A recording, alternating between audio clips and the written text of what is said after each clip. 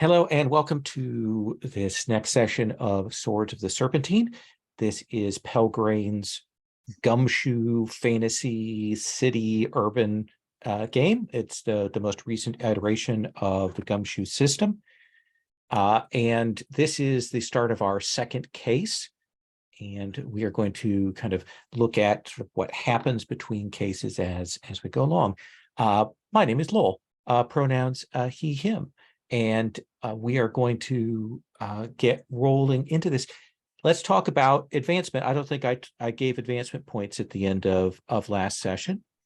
Normally, what they have is like at the end of adventure, you get one advancement point. And one advancement point translates into translates into a general ability point. If you have 3 advancement points, you can buy an investigative ability up by 1. So I'm going to give you 3 advancement points. So you have a choice. You can either advance one of your investigative abilities. That even means taking a rank 0 up to a rank 1. Or you can spend those 3 points into general abilities. And you can put them all in 1. You can spread them out however you wish. It is entirely up to you. Any questions about that? Okay. Also, if you marked any drives last time, you can go ahead and clear those. I am going to hide Caden. I did it right. I didn't hide somebody else's thing, which is something I often do, but I am going to open up. Ooh, we've got somebody hidden, don't we?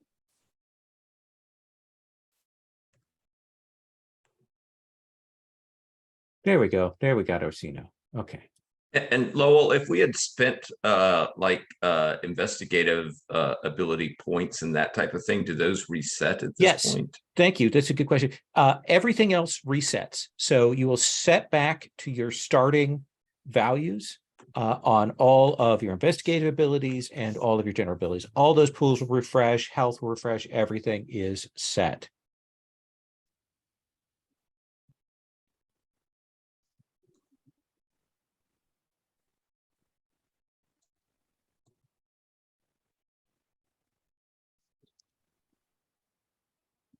So unfortunately, with the nature of the way that the case rolled out last time, you did not get paid because you killed your employer, which is not great. Yeah. But I believe that with a little bit of bargaining with the pickle seller, you can get 2 wealth.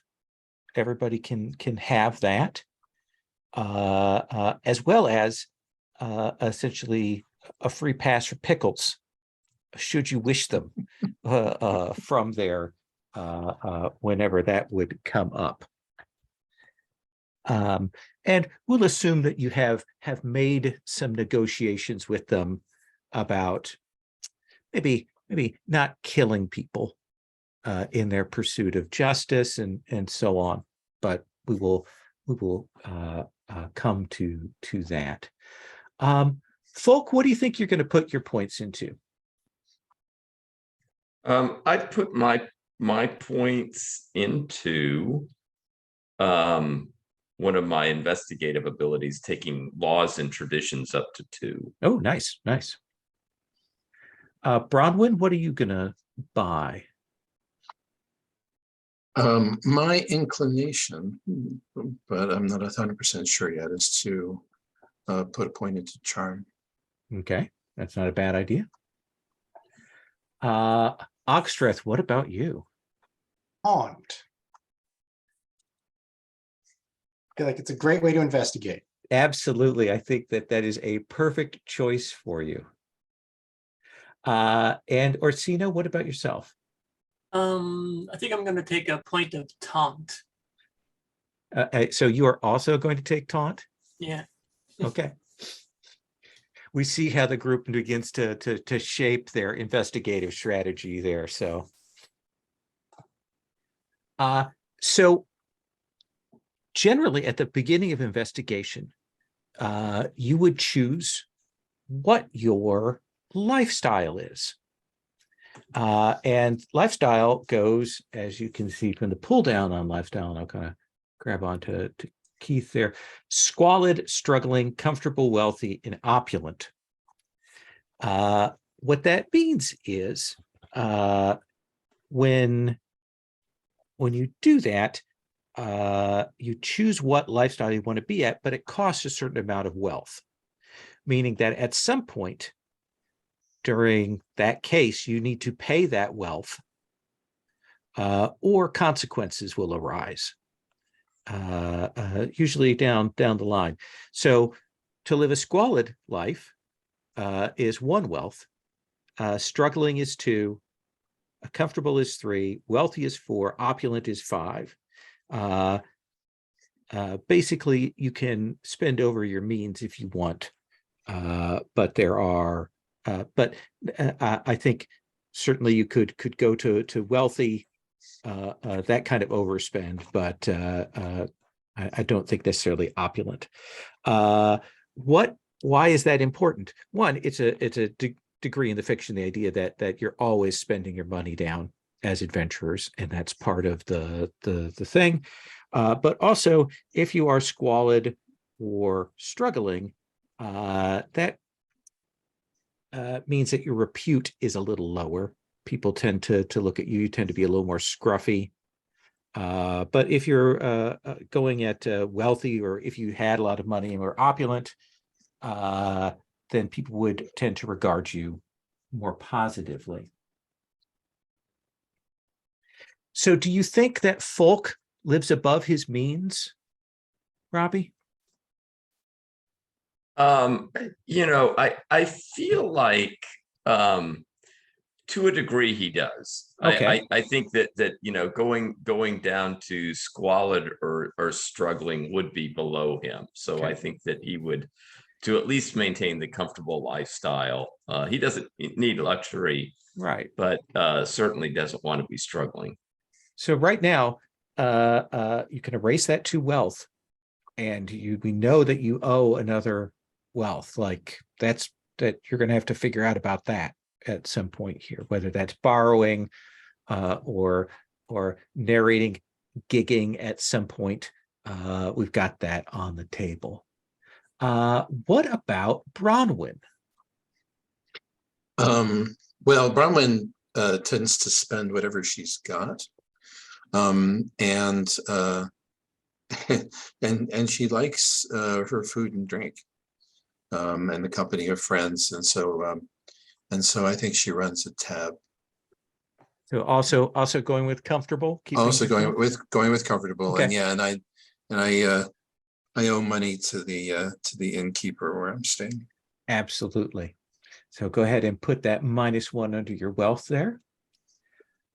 Ogstreth, what about you? How far above your lifestyle are you allowed to stretch? Like, I think you could go to wealthy if you were really pushing it, if you were spending way beyond your means, and people were coming knocking at the door. Money lenders. Because I'm thinking, Ogstreth really hasn't been in charge of like having his own finances in decades. The church just kind of took care of things, food appeared, shelter appeared. Mhm. So I don't think he's very good with money. Let's go for it. Wealthy. Okay. Yeah. So you're at -2, and essentially that's a potential negative consequence for things that would happen today. And what about Orsino? I kind of see that his brother probably has tightened the purse strings, and I can't get to my family money quite as easily as before, but he would definitely be living beyond his means. And if he sees that Ogstreth is having such a good time, he would naturally just just join along. Absolutely.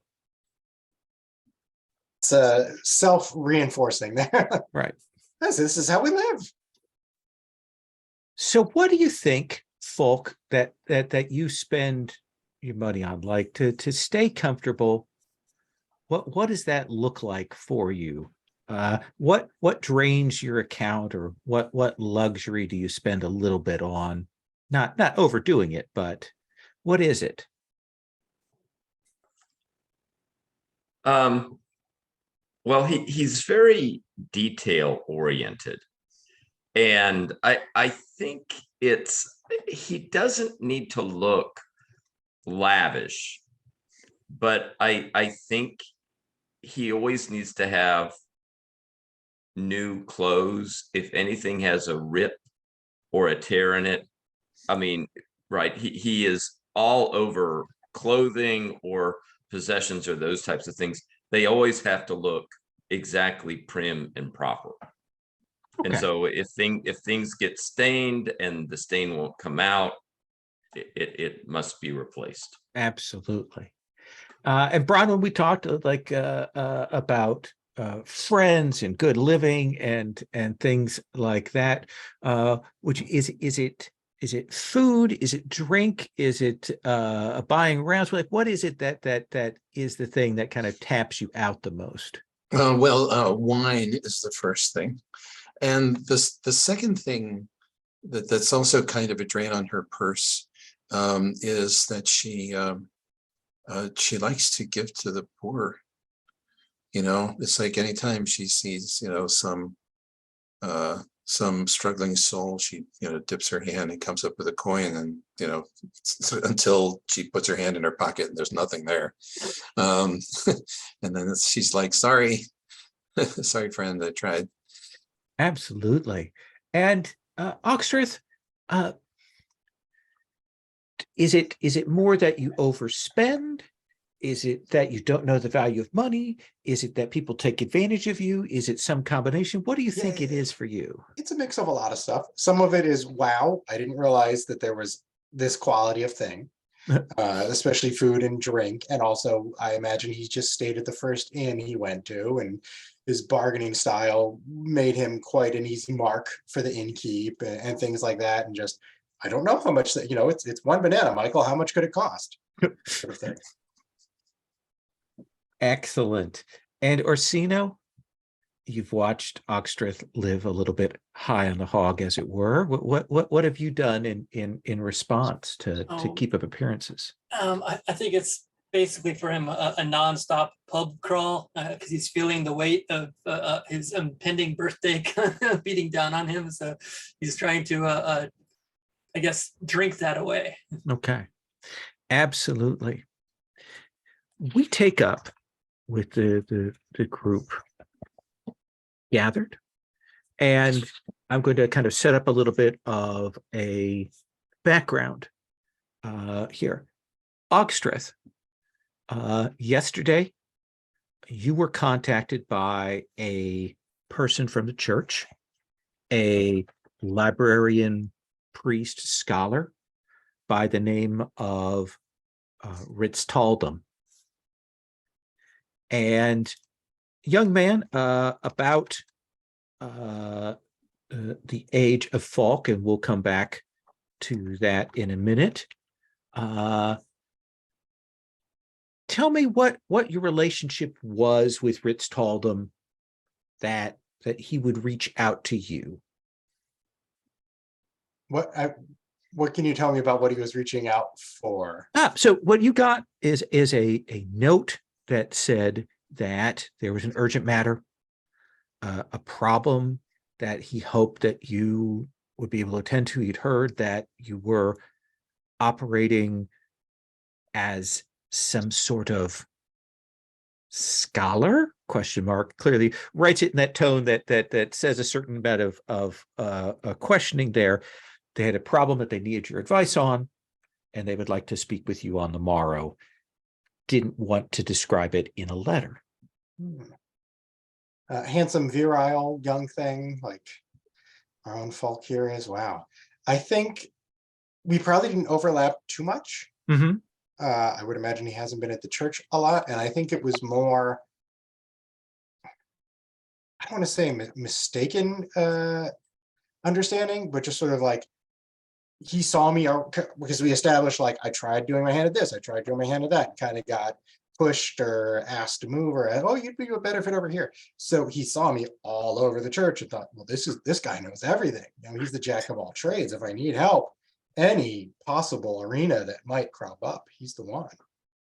Absolutely. And what did Oxford, what did you think of him before when you met him? I'm not entirely sure which one he is. Okay. But very pleasant young man, deferred to his elders. And the letter came on fairly decent stationery, so maybe this young man might have some money. Maybe there's a problem that could be hired. I hope he has +2 money. Yes. And Folk, you trained as a sentinel. You have some connection with the church, sort of there. You're an ally to the Church of Denari, and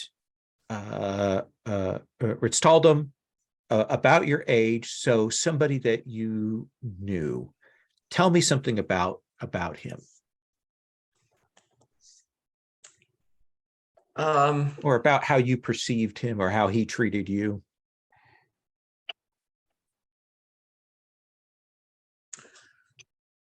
And he's a scribe.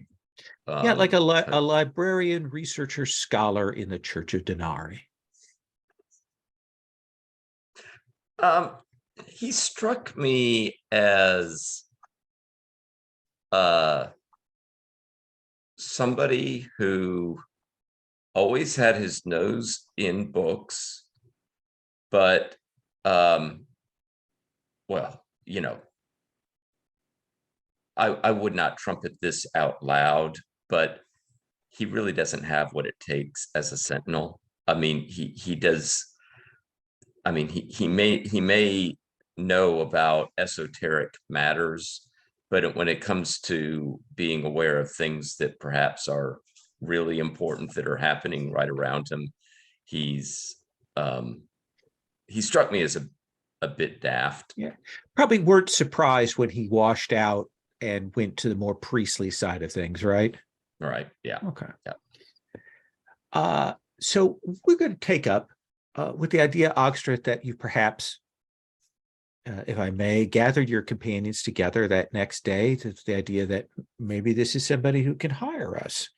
Tell me something about your inn that you're paying so much for that you gather your companions at.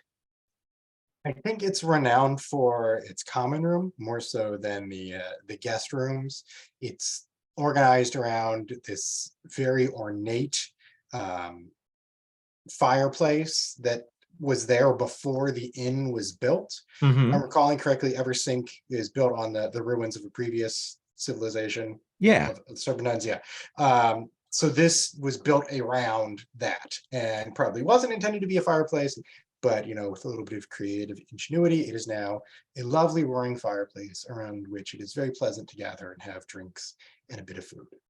Like maybe one of those sort of four-sided open, like it's in the center of the room. Okay. And the four of you are there gathered in the early morning, kind of waiting to have Ristaldum arrive or send a message to where you are to meet him. And I think, Orsino, you are getting a drink from the bar when you'll see the door to the common room open, and you will see a grizzled looking sentinel, the one who has the cloak that's worn and kind of wet and ragged, and the scars on the face and the thick beard, and you'll see them kind of look around, scowling face, and you see them look, and then their eyes settle on the teapot hat of Ogstreth, and they begin heading over that way with a determined gait. What do you do, Orsino? How do I remember what it's looking like? I think with the drink in his hand, he's going to sidle up to Ogstreth and kind of, step kind of like parallel to the right of him, so that if the guy, tries to, yeah, I don't know. He's looking kind of vicious. He's like, did you upset anybody, Ogstreth? I think this fellow is coming for your attention. Not that I recall, but I interact with so many folks. And this gentleman will walk over thick, like like a kind of a tree walking over. He stops and he does kind of, then his eyes light on you folk. And he says, you're the pain boy. Yes, that is my last name. Although I think the term boy would be inappropriate. I'm sure you were a boy once, folk. Welcome, friend. Won't you have a seat and a drink? I'll stand. What I mean is, I knew your father. Oh. That I did not realize. Not a good way Well. to go. Well, I mean, his fate was, yeah, an unfortunate one. That is true. My name is Bansu. I take it, and he'll turn, that you are Ogstreth, the purpose, hold on, purposcacious? Better than I did the first time. Yes, I'm disappointed that Ritz Taldum didn't have you study your pronunciation before you came, but yes, you have found me. I assume you're here from my mentor. I am here on his business, yes.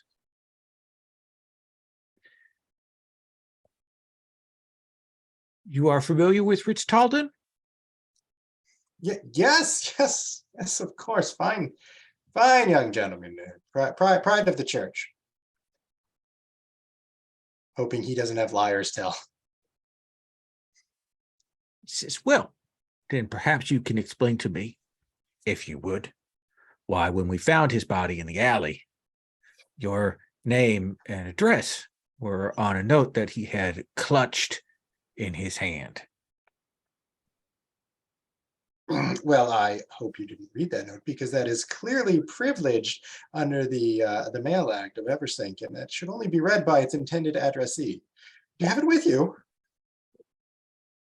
And he'll turn a note that has Ogstreth Purposcacious, and it just has the address on it. It's clearly like he's written down directions on how to get to here.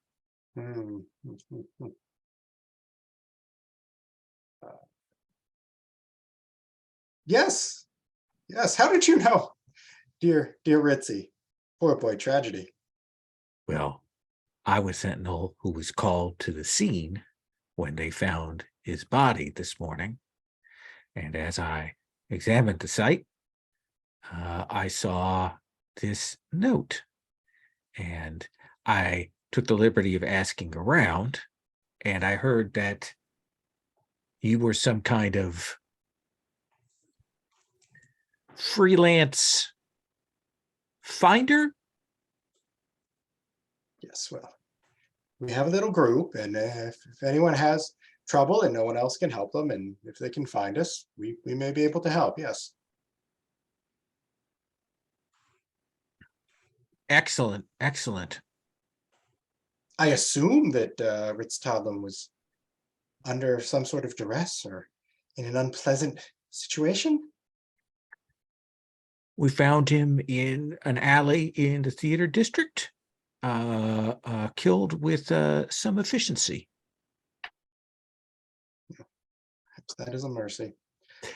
Given that you and your companions are freelance finders, perhaps you and yours would wish to accompany me to the scene. Right now, yes, right now. Kind of looking around at other folks to be like, is he offering us an opportunity or is this a threat? I'm not sure how to read It's this. both. It's Oh. both. Yes, that sounds very edifying. I'm sure.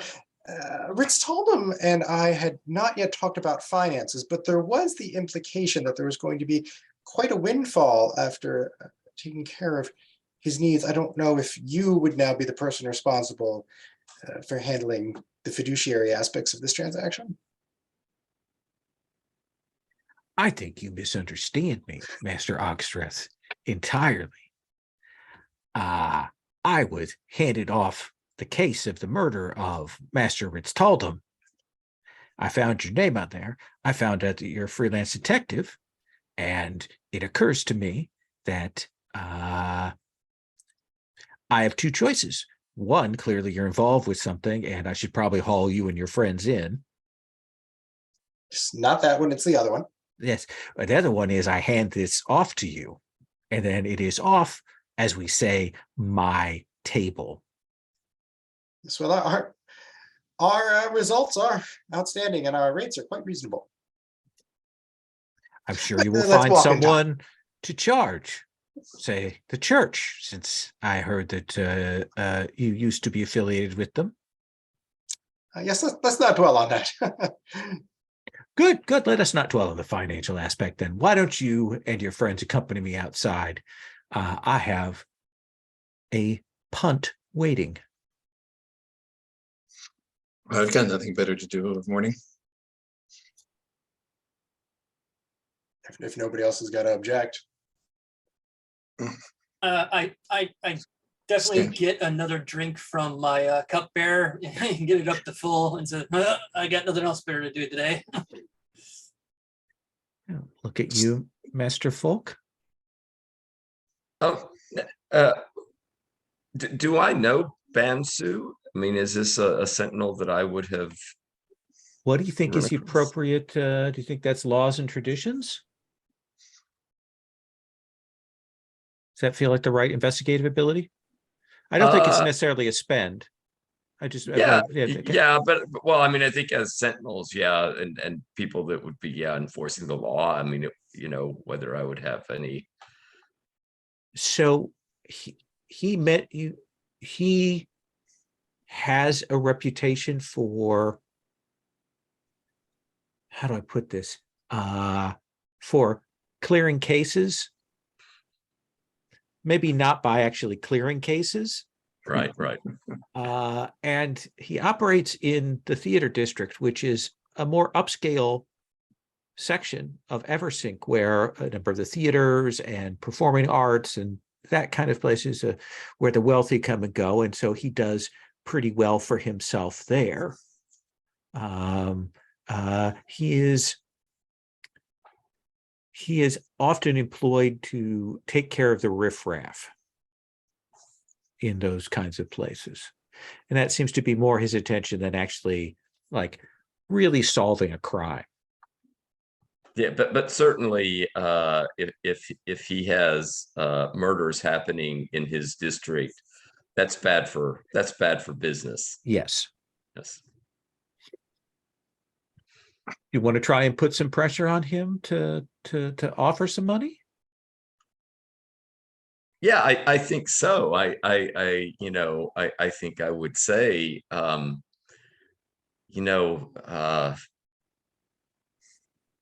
the theater district, lots of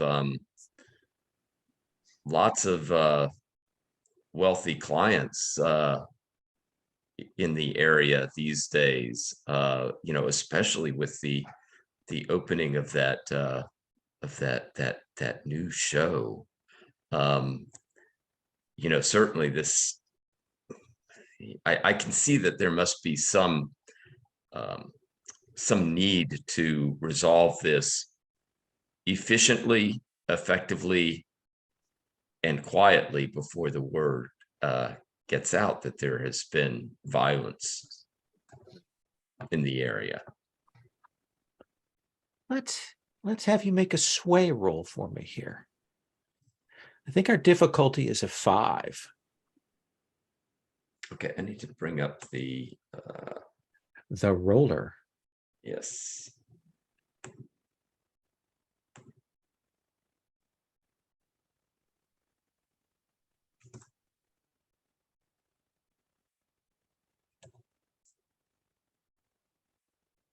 And for the rolls, I'm rolling a 6-sided dice. Yeah, and die, how correct? much do you want to spend from your sway?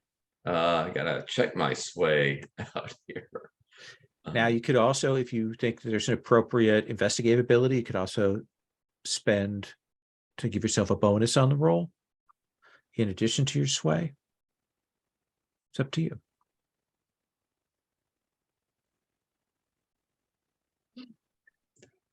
I will spend, I think I'll spend 2 sway Okay. on this. Yeah, trying to put the heat on him that he knows that this is a pressing matter. And that you know, the oil of some money would probably be beneficial. So I'm gonna put the 6, and I have 2 sway. That is an 8. Yes. See him pause. He says, here's 2 jink, 2 coins worth. Puts down 2 wealth on the table. He says, I'm going to take you there. You're going to take a look at this, and you and yours are going to take over this case, and it is going to be your responsibility. Does that seem like a reasonable understanding, son of Pain? That's a reasonable understanding, especially if you assure me that when we solve it, people will know that we were responsible. Fair enough. Fair enough.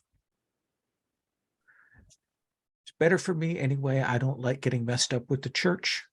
So you can run interference on that particular line. But let's go. My boat is waiting. And we'll kind of cut to the traveling. What's the weather like, Bronwyn, today here in Eversink as you go through the canals? The weather today has what they like to call a fresh breeze blowing off of the sea, which means that the tide and the water level in the canals is high as it gets backed up for the things to the north, and there is I think there's some ground fog. Okay, a little bit of ground fog, that sound, that smell of the sea getting blown a little bit in. The fog kind of hangs to the canals as you go. Ogstreth, what is it that tells you that you've reached the theater district? Like what do we see here on screen that maybe marks it out as different from some of the other places we've been? I think they must have some sort of gaudy arch that we're going under on the canal that heralds the wonders that we're about to partake in. Great, sort of blooming playbills stuck to things, and wildly over extravagant sort of design to it. And once you actually pull the boat up and begin walking around here, Orsino, what is the big thing happening here in the theater district? Is it a play? Is it an opera? Is it a musical? Is it something else? What do you think people are are talking about what is the talk of the town right now. You're muted. Thinking a new opera has opened. I'm thinking a lot of dark themes to it, and it's causing a little bit of a scandal because it paints the church in a slightly bad way. Yeah, a little bit critical, but brilliantly produced, brilliantly performed, and just enough on the edge of that the church hasn't been able to find an excuse to pressure the closure or the essentially the censors to come in and make a strike against it. He will, Bansu will lead you up, and we're actually not that far away from the opera house where that show is going on, and lead you to a pass-through alley, and there are a couple of city guard there. We'll kind of watch you nod to Bansu as he arrives, and Bansu will lead you about 10 feet in from the street to the cobblestones there, and he will point to laying there, covered by a rough sheet that is pulled away quickly. You will see this young man, Ritztaldum, and Ogstreth and Falk. You both recognize him. And Bansu says, I'll leave these two guards here until you're finished, and then they'll take him away to have the body disposed of. Any questions? Does he have family? No idea. That's on your shoulders. Probably a good thing to inform them, though. All right, I'm out of here. And he looks and walks away, and the two guards kind of stand awkwardly at attention and then kind of move to the end of the alley to leave you here with the body. So let's kind of do a once around. Let's start with you, Falk. When you have a body here on the ground, what are you looking for here? What are you trying to figure out? What skill or investigative ability you're bringing to bear here? And this can be on the body itself. It could be canvassing the local area. It could be checking out the scene. It could be magic. Whatever you think is appropriate. I think in a case like this, I think he would be looking to get a little bit out of sight of those guards and see if the spirit of Ritztaldum is still lingering in the area. So you wish to make a spend with your spirit sight? Yes. What is Because that? I assume Yeah. that there's no statue in the area. Right, At this right. point, it's too recent. Mhm. Go ahead and make a spend on spirit sight. And then tell me again what that looks like when you invoke that. When we see that, is there any change in the atmosphere? Or is it just from your perception of the scene? I mean, I think Folk perceives a change in the area. I think it's probably a little hard for people outside to pick up on it, except that they do see Folk obviously entering some type of a trance state, and I think for them it sounds like he's mumbling, but he actually is kind of chanting. There's something of like getting in tune with the the spirit side that he does. And he Well, definitely yeah. his appearance changes, right? I mean that he is kind of intently engaged in this kind of tuning himself to the spirit side. You will look around, and it will take you a bit, but you'll see some like handprints on the wall nearby in the spirit realm that tell you, you can see this, they're kind of starting to fade, but they're the indicators to you that he was killed, and after he passed, the spirit manifested here, but then something happened to it. It's not here. Tells you that either someone has already prepared a statue for him, or someone came and did something and severed the spirit. But it's weird because it's clearly like that happened a little while after he was killed. So the killer who did this didn't immediately do that. Does that seem like fair info?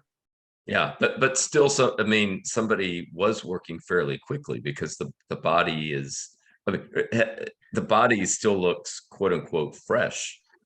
You clearly, he was killed within the last 5 or 6 hours. Yeah. Bronwyn, what are you bringing to bear here? I think this is Eversink. Mhm. And there's nothing happens but that somebody didn't see something. So I'm going to go out and wander around and look for that kind of person who is, you know, who is interested enough in the crime scene that they have hung around past the, you know, past the point of initial engagement that most people are just like curious. Oh, do you know who the guy is? No, okay, then they wander on.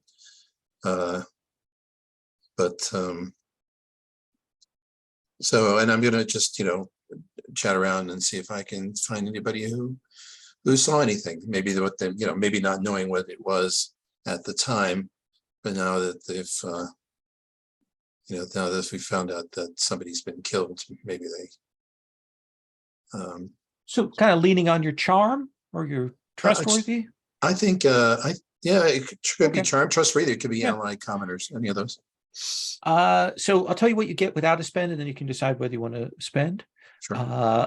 You will kind of ask around, and eventually if somebody says, I heard it was that kind of good-looking young man, the priest,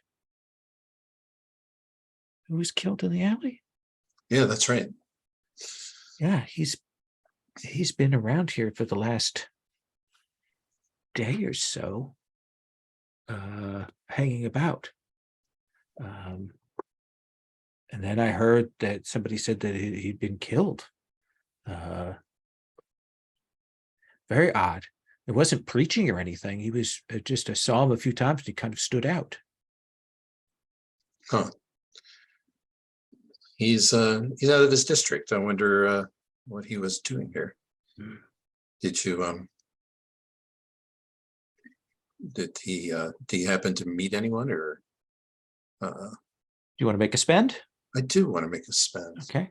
I'll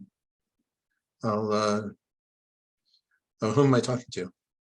This is just a street vendor selling meats of unknown origin, but marinated and roasted.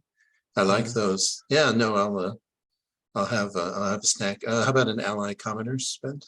Okay, yeah, go ahead and make that spend.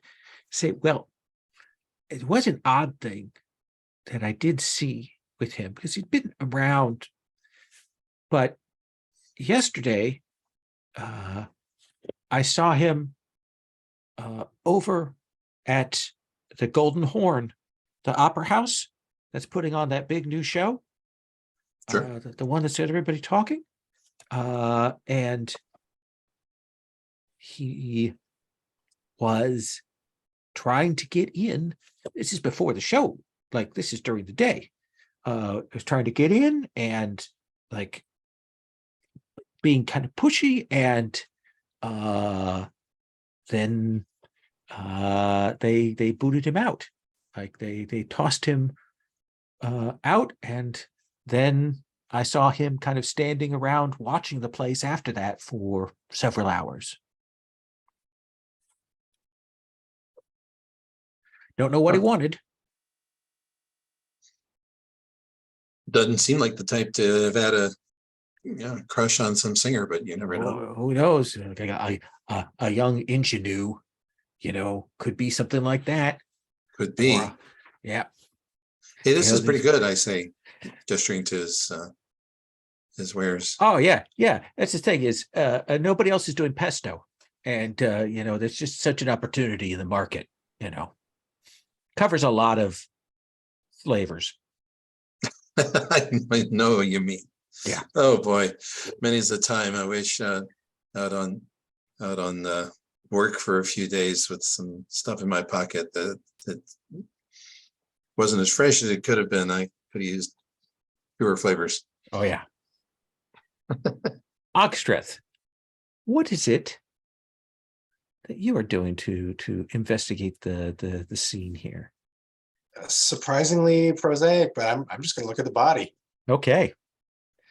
And you have Leechcraft, right? Did you freeze on me, Keith? When I, of course, immediately I asked you a question. Let me give him a second.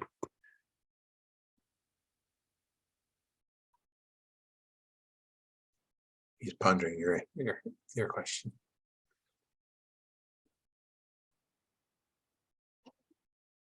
Well, let's come to Orsino, and then we'll come back to Ogstrath. Orsino, what are you looking at here?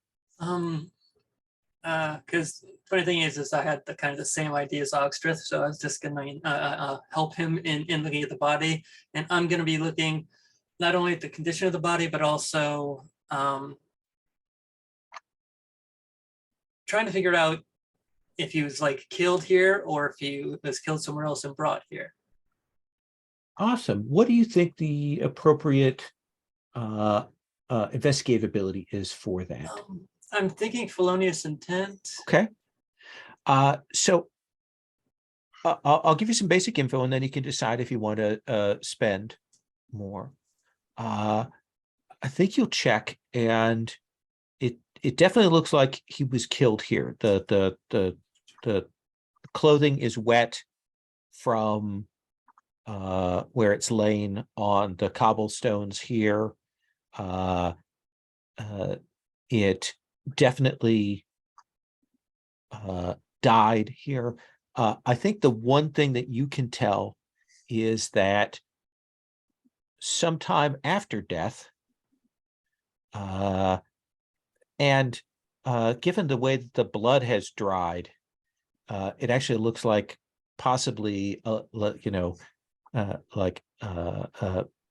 maybe even up to 20 minutes, half hour after he died, his pockets were rifled.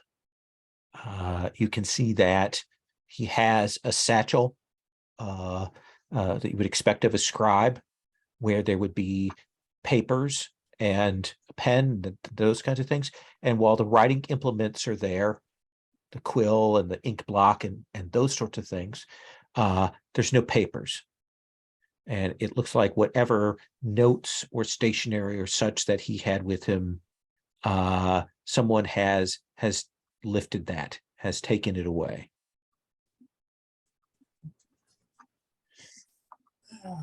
Well, death takes all, the ugly and the beautiful. Poor lad.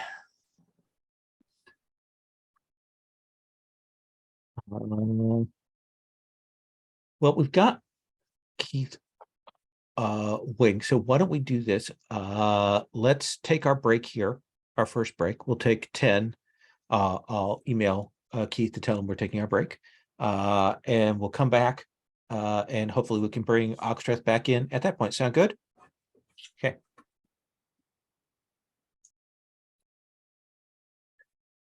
So, Oxtreth, you have Leechcraft, I believe.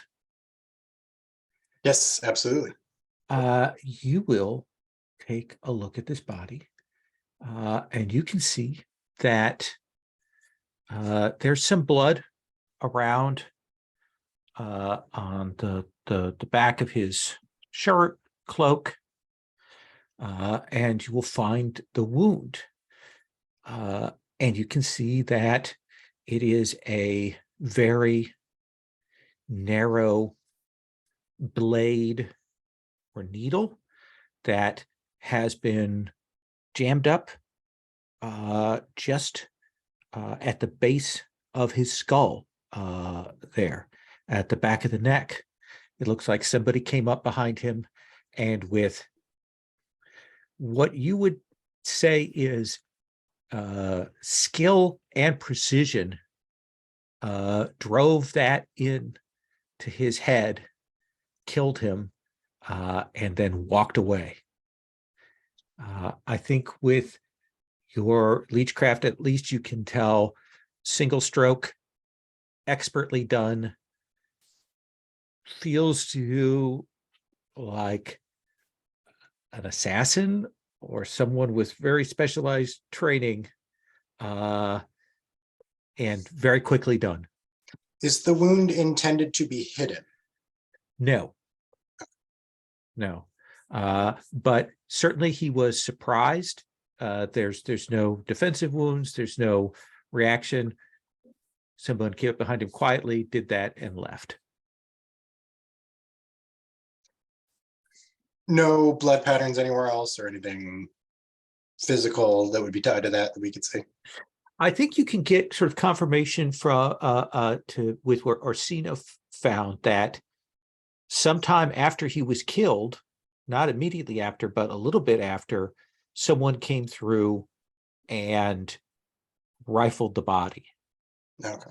And doesn't seem to you like the assassin, given the assassin's skill and the look of a strike and then moved off, but that somebody else came through and particularly took, as I told Orsino, took the papers from his satchel.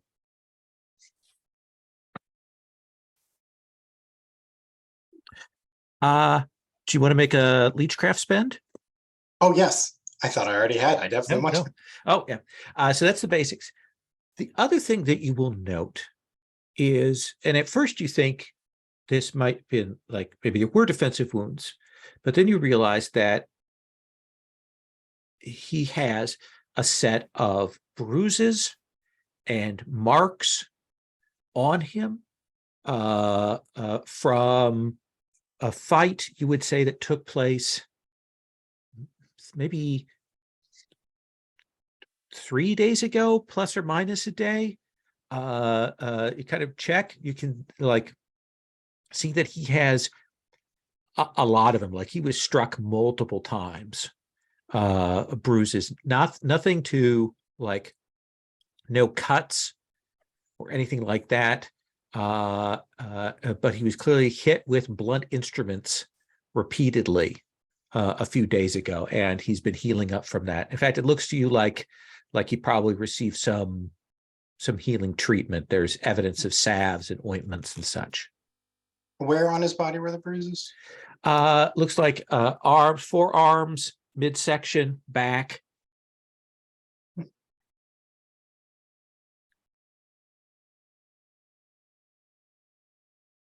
The other thing I think that the four of you will find on his body is he does have some coins, but you also see that he has some nice bags of high-end spice that are there that cost a pretty penny. And I think, folk, you'll remember that his family are spice merchants. And whoever took the papers didn't see fit to take the valuables. That is correct. So I think that's the primary stuff that you can get from the body and the scene there. But if there are follow-up questions, things you want to do in the neighborhood, how you want to move from here. And I think folk would find it odd that this, I mean, it doesn't sound like Ritz told him to be a fighter. I mean, that's not really his line of work. I mean, Correct. I mean, this idea that he was not only violently killed, but was yeah, kind of in some type of other violent altercation, just that doesn't really seem doesn't seem like him. And also what he would be doing hanging around in this district also is a little odd. Absolutely. And we know he was turned away from Golden Horn. Yes. Maybe he knows somebody in the production, or wanted to know somebody in the production. Yeah, that was what I was wondering too.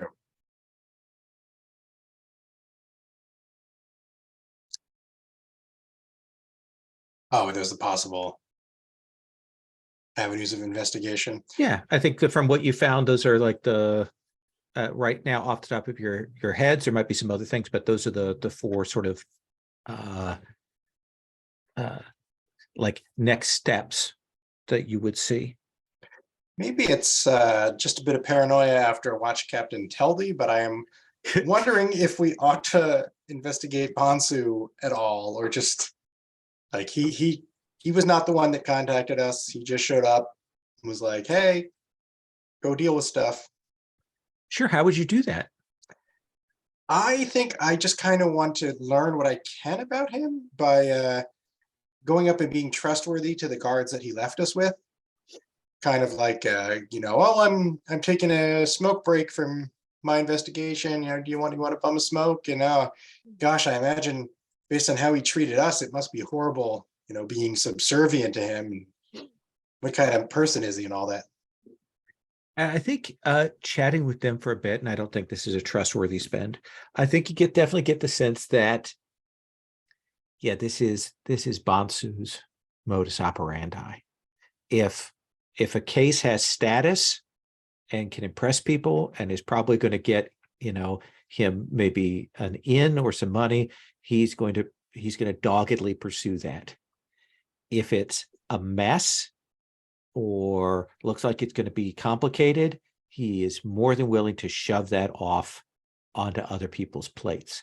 And this is just some priest, member of the Church of Denari, weirdly wandering around in the theater district who got knifed. And he would put it down to a simple mugging. However, there was that name in the guy's hand. You think that maybe if that hadn't been there, that this might have just been written off as a simple robbery. He was surprised to see that name, wasn't he? Yeah, like a name with the purposeful. Perspicacious. A lot of folks have trouble with it. It's quite an august name. I don't surprise myself at all with the fact that he was interested in such. But he's opportunistic. He's petty, but he's not crooked. And they're like, he's no more crooked than anybody else, but he doesn't have to be that crooked here. Like he can do a lot of. It says that the theater district's great to work in. They always need guards, they always need protection, they always need people to manage things. So this is a cushy job. Congratulations! I'm sure your families must be quite happy for you. Oh yeah, both of them.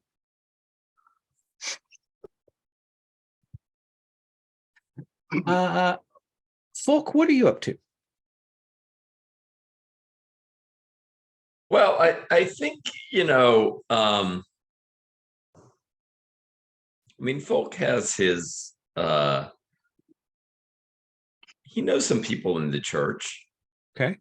I think, if we feel like we're done with the murder scene, I think Folk would say, I think I might see about,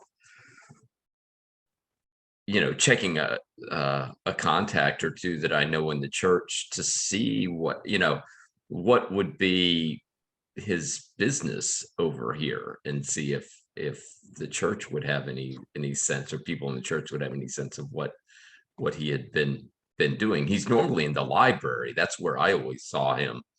Never kind of struck me as a theater buff or anything like that. But I could make some inquiries in the church. So you want to go and check on the church? Do you want to take anybody with you? Does anyone wish to go with Folk? I think it would be a very interesting time, but I don't know that I would be greasing the wheels for you if you want to find stuff out. You do have allies there. That's true. I do Yes. still have allies. All right. Yeah. So I could be of use. So Ogstreth and Folk going to check out the church angle on things. Orsino, Bronwyn, what might you look into? 5 will get you 10. He was after somebody in the opera company. Probably tried to get in to see him. They had him thrown out and saw the bruises. Yeah. It'd be interesting to find out who. Yeah, that's where I was leaning as well, is the opera company. So All maybe right, well, hey, let's go in there. You're high class, Jen. Yeah. so Orsino and Bronwyn are going to check out the Golden Horn and see what you can find out there. So we'll kind of split those scenes and let's go ahead and do that. Folk, Ogstreth, you will head to the essential central cathedral and complex for the Church of Denari here, the Grand Temple. And, there are other temples in the different districts and things, but this is the big one where the primary church hierarchy operates out of. Folk, tell me something about it. Is it like a tight, dense set of buildings, or is it a spread out campus? Is it one style of architecture? Is it a variety? What do you think we're seeing here on screen? Well, I think it's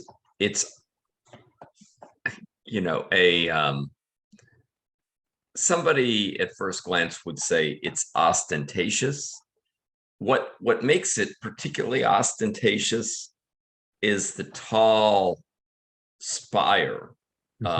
It's clearly a building that is trying to be taller than any of the surrounding buildings, which I think in Serpentine is kind of quite a feat. I think that they have a lot of kind of tall, buildings about, but it's kind of clearly trying to kind of make its presence known in its height.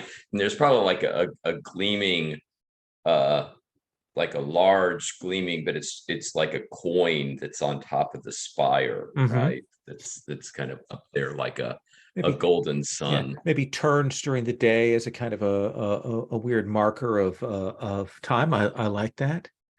Ogstreth, this is the first time you've been back here. What is your feeling?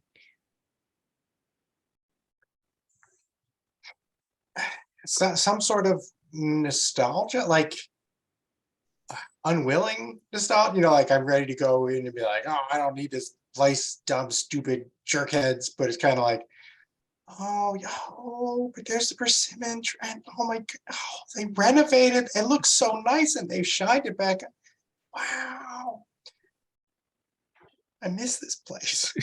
And I do think there are a number of people as you go past that are kind of walking along, and then they do that double take when they see you, and then there's sort of some hushed whisperings. You see a lot of people, folk are like, is that Oxtreth? I thought he was dead.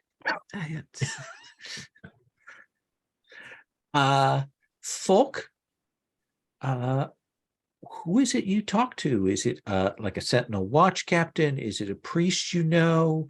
Is it a librarian? Like what is your contact here? Yeah, I think that folk would have a contact that is at least peripherally in the library, because there have been cases where folk in his role as a sentinel has, needed somebody in the church that could was good with kind of looking up obscure documents and things of that sort that would occasionally kind of come up in cases, and so he has a relationship. So you will go and see Varlitos. Varlitos is down in the stacks, and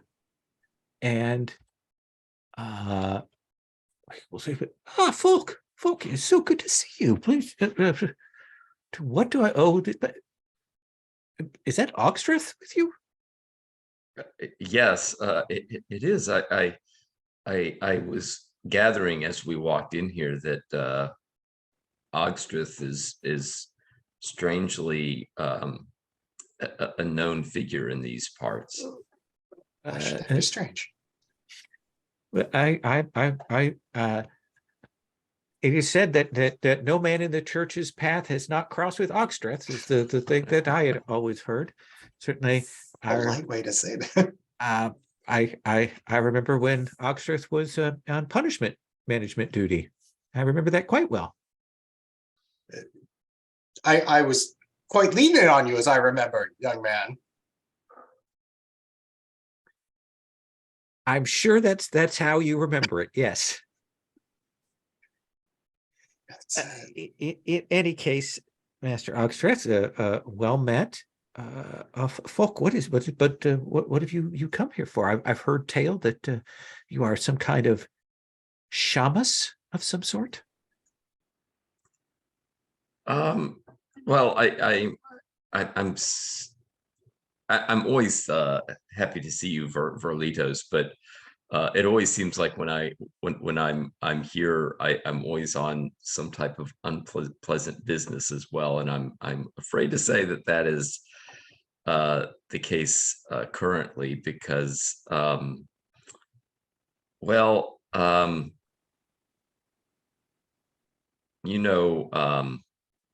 Ritz Taldum. Yes. When was the last time you saw him? He was down here, was it a week ago, I want to say? Researching? A week ago, and you haven't seen him since a week ago? No, he was on the business of one of the seekers and doing some research. Yes, that's right. It was he was looking into an adventuring company, a group of adventurers from a decade ago is my recollection, and had some trouble with it. Normally, there would be records in the church offices, indications of some magical items brought back and checked and cleansed by the church, basic to check for curses and things like that. But the records were incomplete. So he was going to check with the tax offices, since they assess and tax on that. But this type of research that he was doing sounds a little bit odd to me. He always seemed to be, I don't know, involved in less magical type topics. He was a researcher when one of the seekers, I mean, they are highly placed. When they say to do something, then those of us below them jump to. Master Oxrath can attest to that. So that's what I know of that. Did you say the name of that group of the adventuring company? Hold on. You see him kind of go through some papers and push things aside and kind of yes, 10 years ago, the Scarlet Company, very generic name. 10 years ago. That sounds like it's lore that may have been forgotten. That seems a reasonable thing. Do I know anything about this? So I think without a spend, what you will know is you've heard that there was an adventuring company that had a big score 10 years ago. But I don't think you know like the precise details on that, but you have enough to know like, okay, where would we go in the tax offices, or who would we check at the docks to find out more about that? Does that seem reasonable without a spend? I'm more than willing to spend. Okay, let's go ahead and have you make that spend. I think you will know that there were a company of 6 people that were adventurers of some repute, that one of their company did not make it back, that and I think let me put here a thing that actually ties into a fact that you already know. You like, there was a bard in that company by the name of Kiranon. And you think, and you realize that you've heard Kiranon's name. He's the owner and director of the Golden Horn. Like you think, like the others, he made a good chunk of money and was able to set himself up well from that adventure. Does that seem like fair info? Yeah. Okay. And I definitely kind of dropped some of that in conversation with Varlitos to try to impress him a little bit with my knowledge, Oh, with my perspicacity, as it were. because I did not realize you were such a scholar. No one ever spoke of you in that regard. But no one? Well, Surely you must be mistaken. I work with librarians. As I understood it, you were a what is the word? What is the word for it? A dilettante. I mean, a jack of all trades.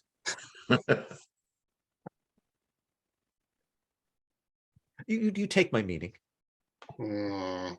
Indeed, I do.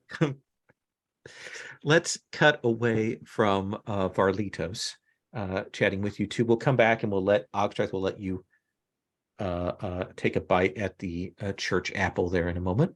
But let's cut to Orsino and Branwyn. How do you want to approach? It's early in the day. I mean, people are working at the theater, but it certainly isn't going to be open until this evening. How do you two want to approach this?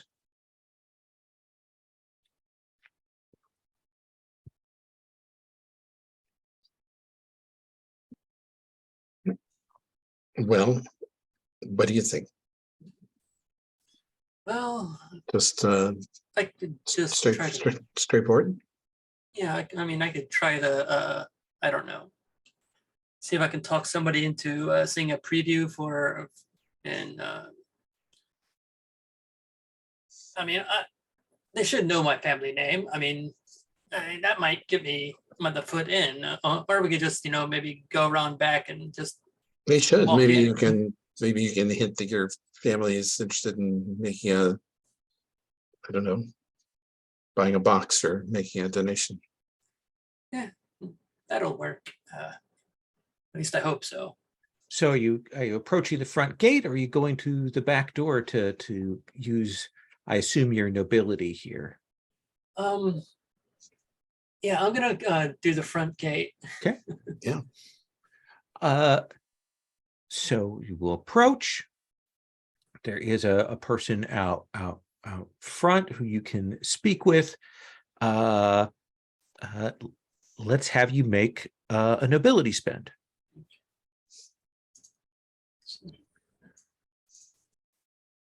And I think probably, Brandon, this may be some of the first times that you've seen Orsino really trade on his family name. But people, you have House Garibaldi. Yes. They mention some other names that are clearly Orsino's older siblings. And the nod, and let's say, let me get the house manager. And they can speak with you, Master Garibaldi. Please, you and your bodyguard, come in. After you.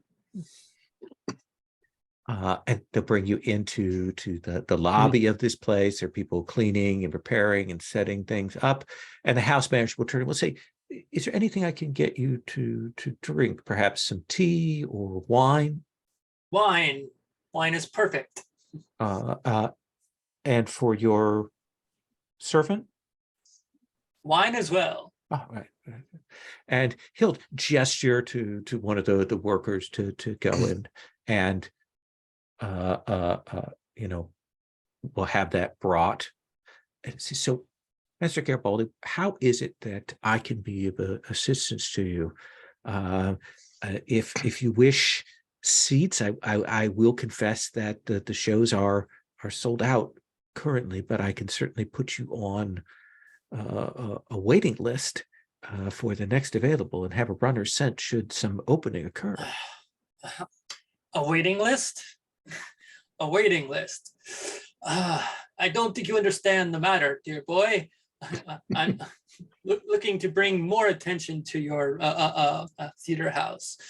If you have the Garibaldis behind you, you could probably, I don't know, take this on the tour or something. And you're making all sorts of noise, and everybody in the street is talking about this show. And you expect me to be put on the waiting list? Master Garibaldi, everyone has interest in seeing the show. I mean, no disrespect for your family, and certainly your brother was here a few weeks ago.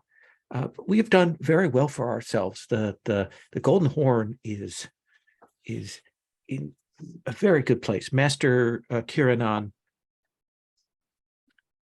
has a gift here, and again, I mean no disrespect, but we have a horde of people hoping and waiting to invest in the house. Yes, but there's one thing that I can offer that my brother could never offer, and that's if you have any trouble coming your way, with all this scandal about, and the church probably nosing around and trying to, throw monkey wrenches into your business. I actually happen to know quite a few church folk and have a little bit of sway in that arena. So if you want to avoid further trouble down the line, you might want to squeeze me in. I will have to see what I can do. We did have an issue yesterday. Oh, do tell. There was a young man, a priest from the church, did not present himself as an official censor or an official representative of the church, but he came and barged to the front yesterday and demanded to speak with Master Kiranan. And of course, we said that was simply not possible. We asked him his reasons, and he refused to say that it was a matter that he could only bring up with Master Kiranon, suggested that it was a matter of life and death, which is what everyone says. So we grabbed him by the arms, and I had my men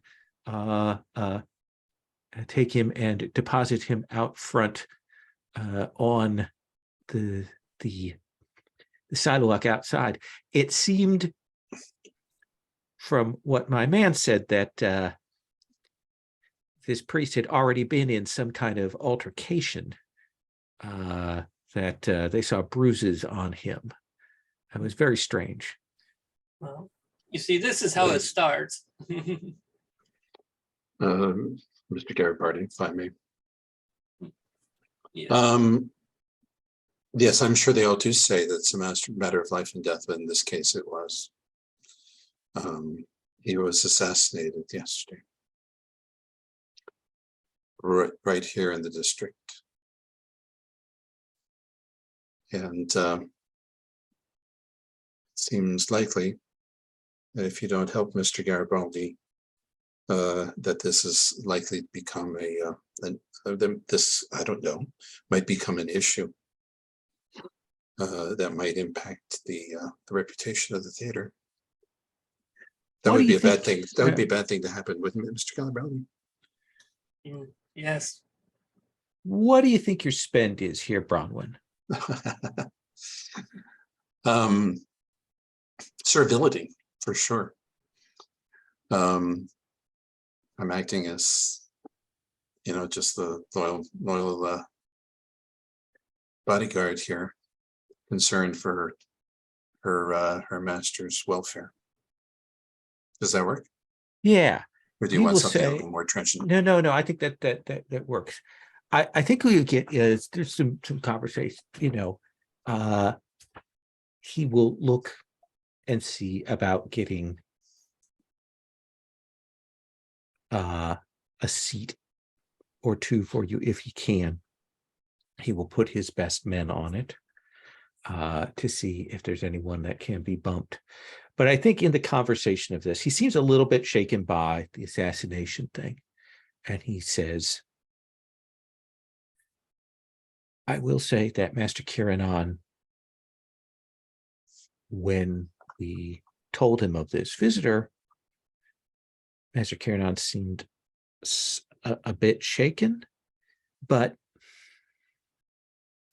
Master Kiranon has not been himself of late. For the last week, perhaps 10 days, he has been, I hate to characterize it as paranoia, but certainly a degree of nervousness. At first, I thought it was perhaps worry about protest or censure from the church or something like that. But it hasn't seemed like that. He has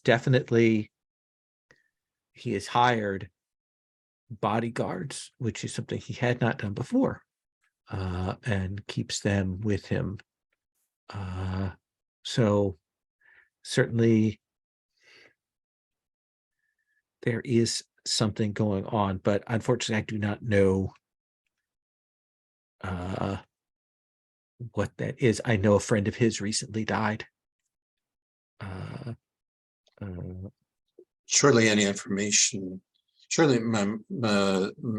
Garibaldi, who is very knowledgeable in the investigation of matters like this, would benefit from any information you may give. Anything that we can do to allay Master Kiranon's fears, I'm sure would only go towards improving the harmony of the situation altogether. Isn't that true? As I said, that is what I know. I look at you. Well, please do be a dear and see about the seats, please. I mean, is there any chance that we could see the bard himself? Or is he just too paranoid to accept guests? Uh, My master is most capable in this regard. I'm going to cut on that note. We'll come back to you two on that.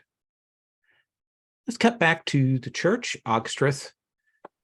Folk, you've gotten this information from the scribe Varlitos. Ogstreth, what do you want to, when you now have your full head of steam here? What's your Nicely done. tact here? Uh, Oh, that's a pun. I just realized that. Oh, Very good. the best of the ones you don't even realize Yes. that you're doing.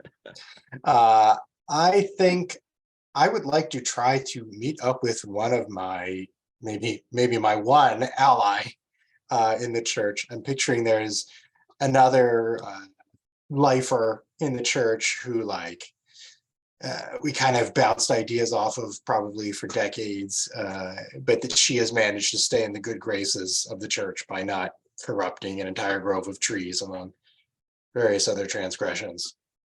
Absolutely. You will ask around, and it takes a while for you to find Gasa, because she's one of those people that people are like, yeah, I think I saw her. She was here. So she very much is a gray-faced person who keeps at the back, who, like you, floats from thing to thing, but she's always been unobtrusive. And she is pleased to see you, Ogstreth. Ogstreth, did anyone see you come in?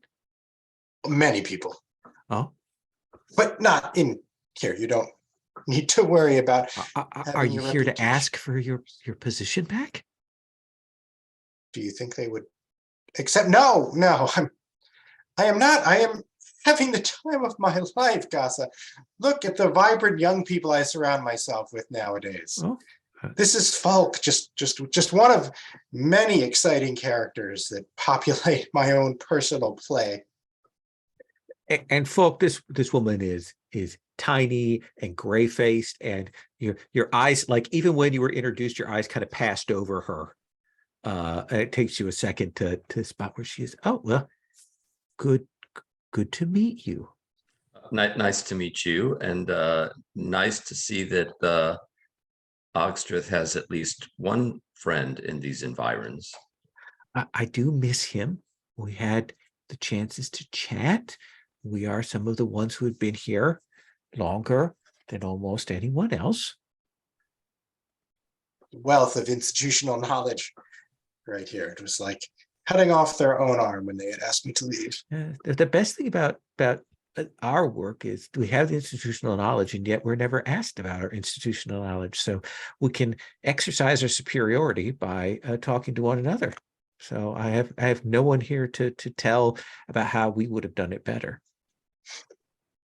Well, I certainly would love to hear all of your ruminations of what is happening in here and what could be done better. I recently came across one of the youngsters in the church who'd run afoul of, well, I don't know who. What was that fellow's name again, Falk? Ritz Talden.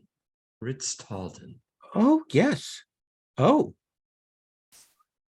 Has something happened to him too?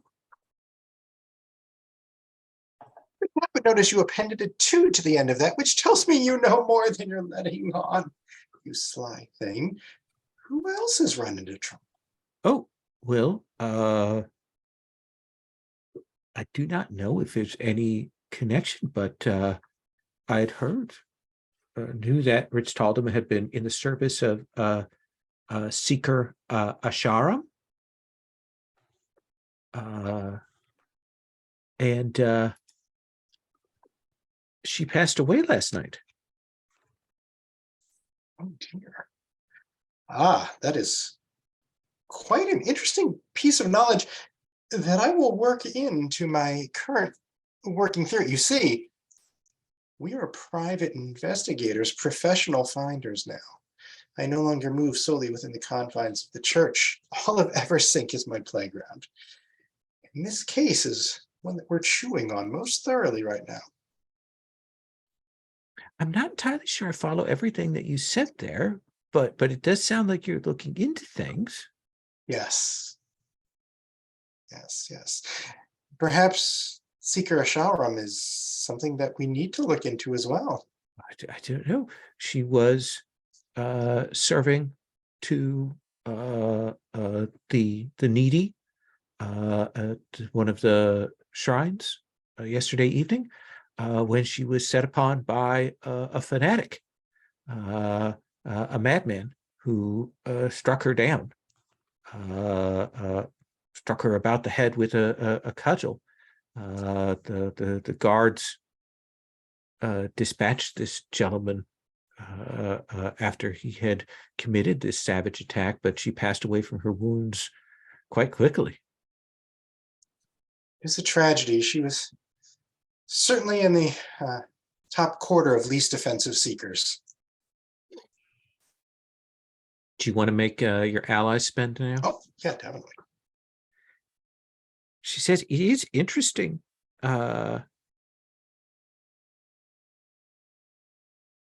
Because I saw Master Ritz Talden on the grounds yesterday. He came to see one of the other seekers. Not Asharam? Is that not a violation of basic etiquette? Well, I don't know what the situation was, but he spoke with Seeker Dohensen, and she kind of makes a gesture. And Seeker Dohensen is on one of those important figures, kind of on their way up, church figures. Ritz Talden came very early in the day and spoke with Seeker Dohensen, and then left. I saw him come and go. He seemed. I noticed it because Ritz Talden seemed somewhat out of sorts when he arrived. Just yesterday, you say? Yes. Well, I can't believe his breach of basic politeness, talking to two seekers at once. Well, I mean, the scribes work with many seekers in their service, but I do not know. Well, thank you so much for making time to share your observations with us. Folk, I'm sure, has found it instructive. Yes, very curious. I'm not myself often called in the presence of seekers. How long have Asharam and Dohansen been seekers? Seeker Asharam, I think, took her position just a few years ago. Maybe 5, 6. Seeker Dohensen, a few years longer than that.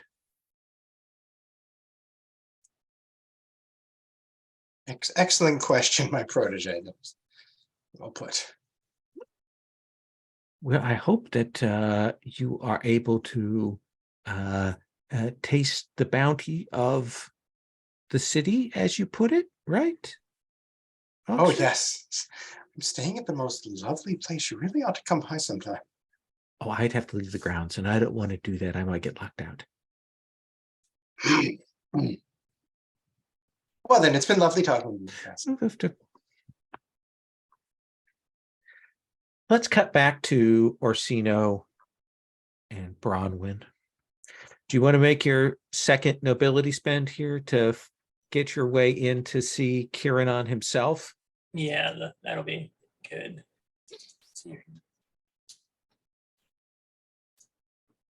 The house manager will go, leaves you with wine here, and he is gone for a while. And he comes back down and he will say, Master Kiranon will see you.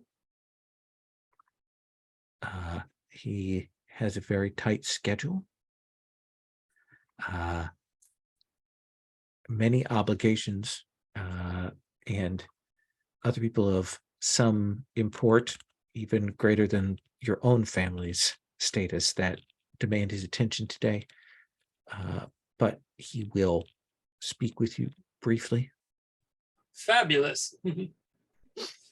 And will take you upstairs into the offices of essentially the owner of the theater, and the works as the owner and manager of the whole place. And you'll be brought before Kiranon. And Kiranon is a striking figure, well-dressed, and will, seated behind a big, like, the desk is more than you've ever, will ever make in your lifetime kind of thing. There are two bodyguards, one on either side of the room there. I think, Bronwyn, you give it that assessment to kind of look and see, and like, these are very dangerous people. These are high-end bodyguard. This is money well spent. They have a look of ease, but you can smell the death off of them. And they definitely, when you come in, their posture shifts. I give them an appropriate collegial smile. As if to say, we all know each other, if by look, if not by reputation. Kiranon says, Orsino Garibaldi, the third son, am I right? Yes, the fun one. Your birthday is coming up soon now, isn't it? Yes, alas, but I think I'm going to go out with a bang. So I hear you've had some trouble lately, and I can see by who you've hired that something's got you shaking in your boots.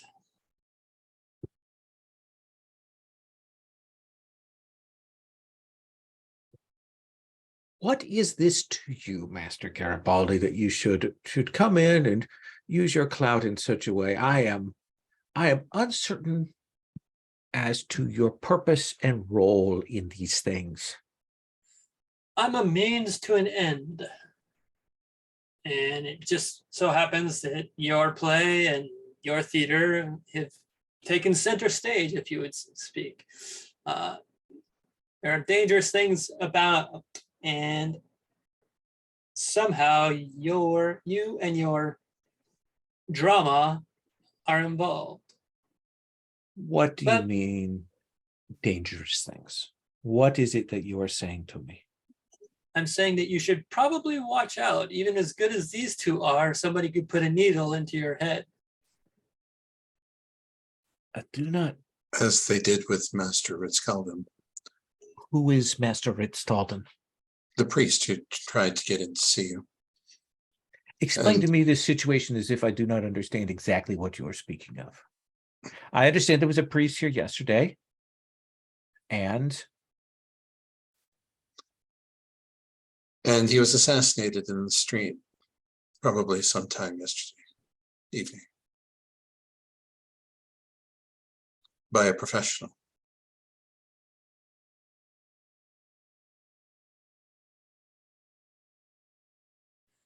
And a dead church boy like that is just going to bring more heat to you.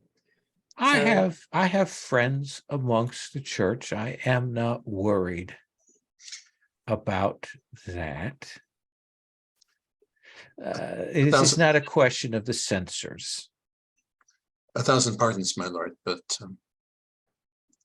one has the impression that this name is not unknown to you. What name? Ritz Caldum, or perhaps his personage, his description, if not by that name. I was told that a priest came yesterday and demanded entry, and quite rightfully was tossed on his keister. Yes, He had no appointment and he had no references.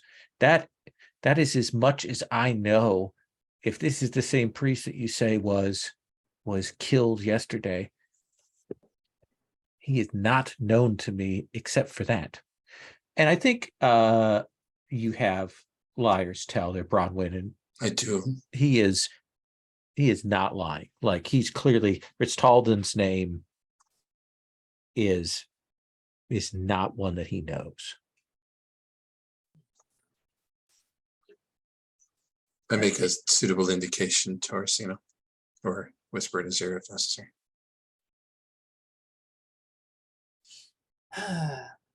Yes, but he was a researcher, correct? He seemed to have something quite important that he wanted to share with somebody here.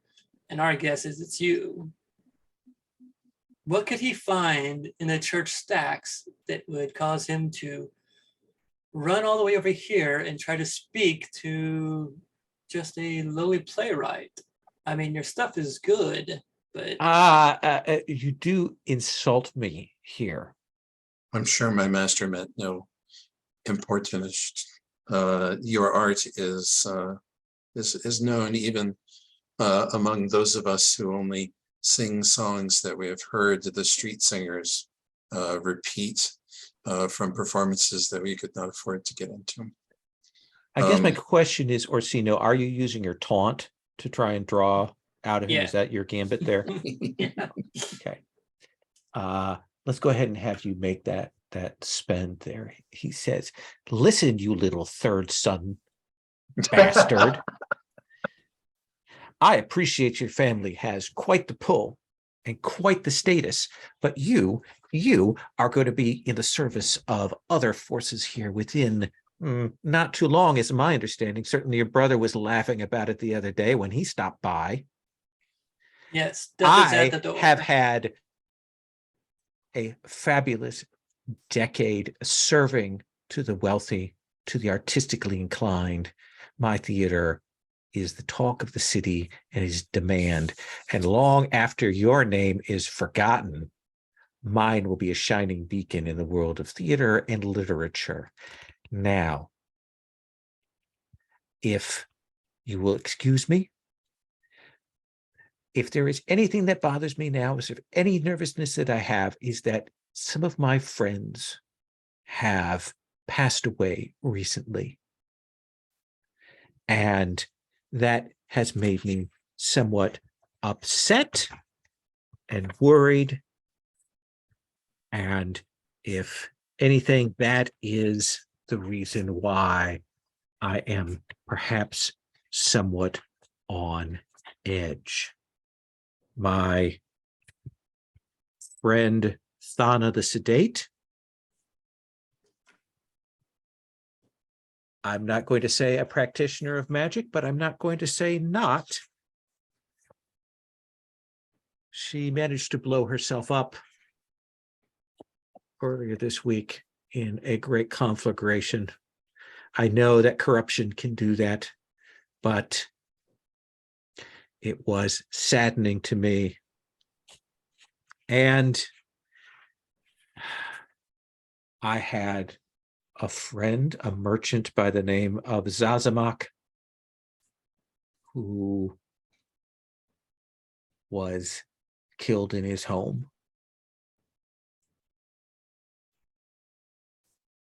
Now,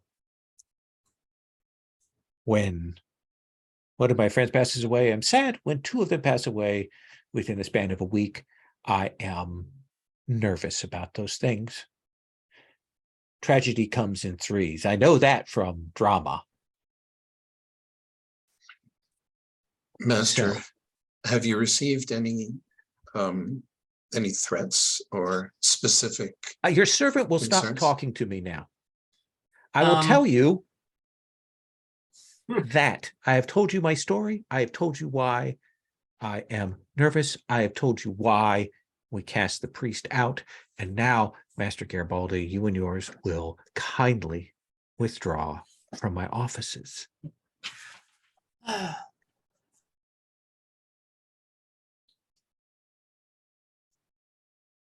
Well, something has you very scared.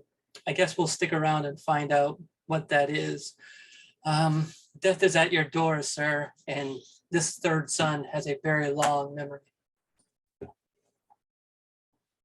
And then I walk out. Narrows his eyes.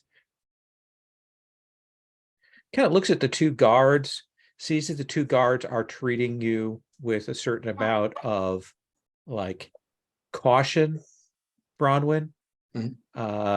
and certainly sits back. Do you follow Orsino out, Bronwyn? I do, of course. And the house manager is like, I'm sorry, Master Kiranan has been very tightly strung. He's not normally so abusive as that. He is more what is the word? Obsequious normally.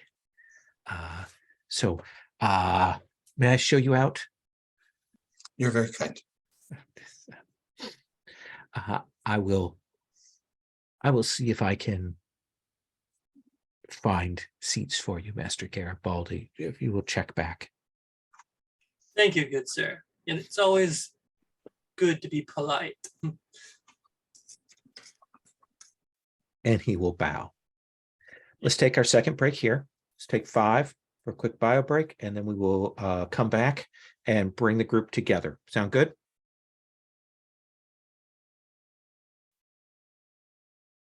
So let's assume that the group gathers together again to share info and spread this details around.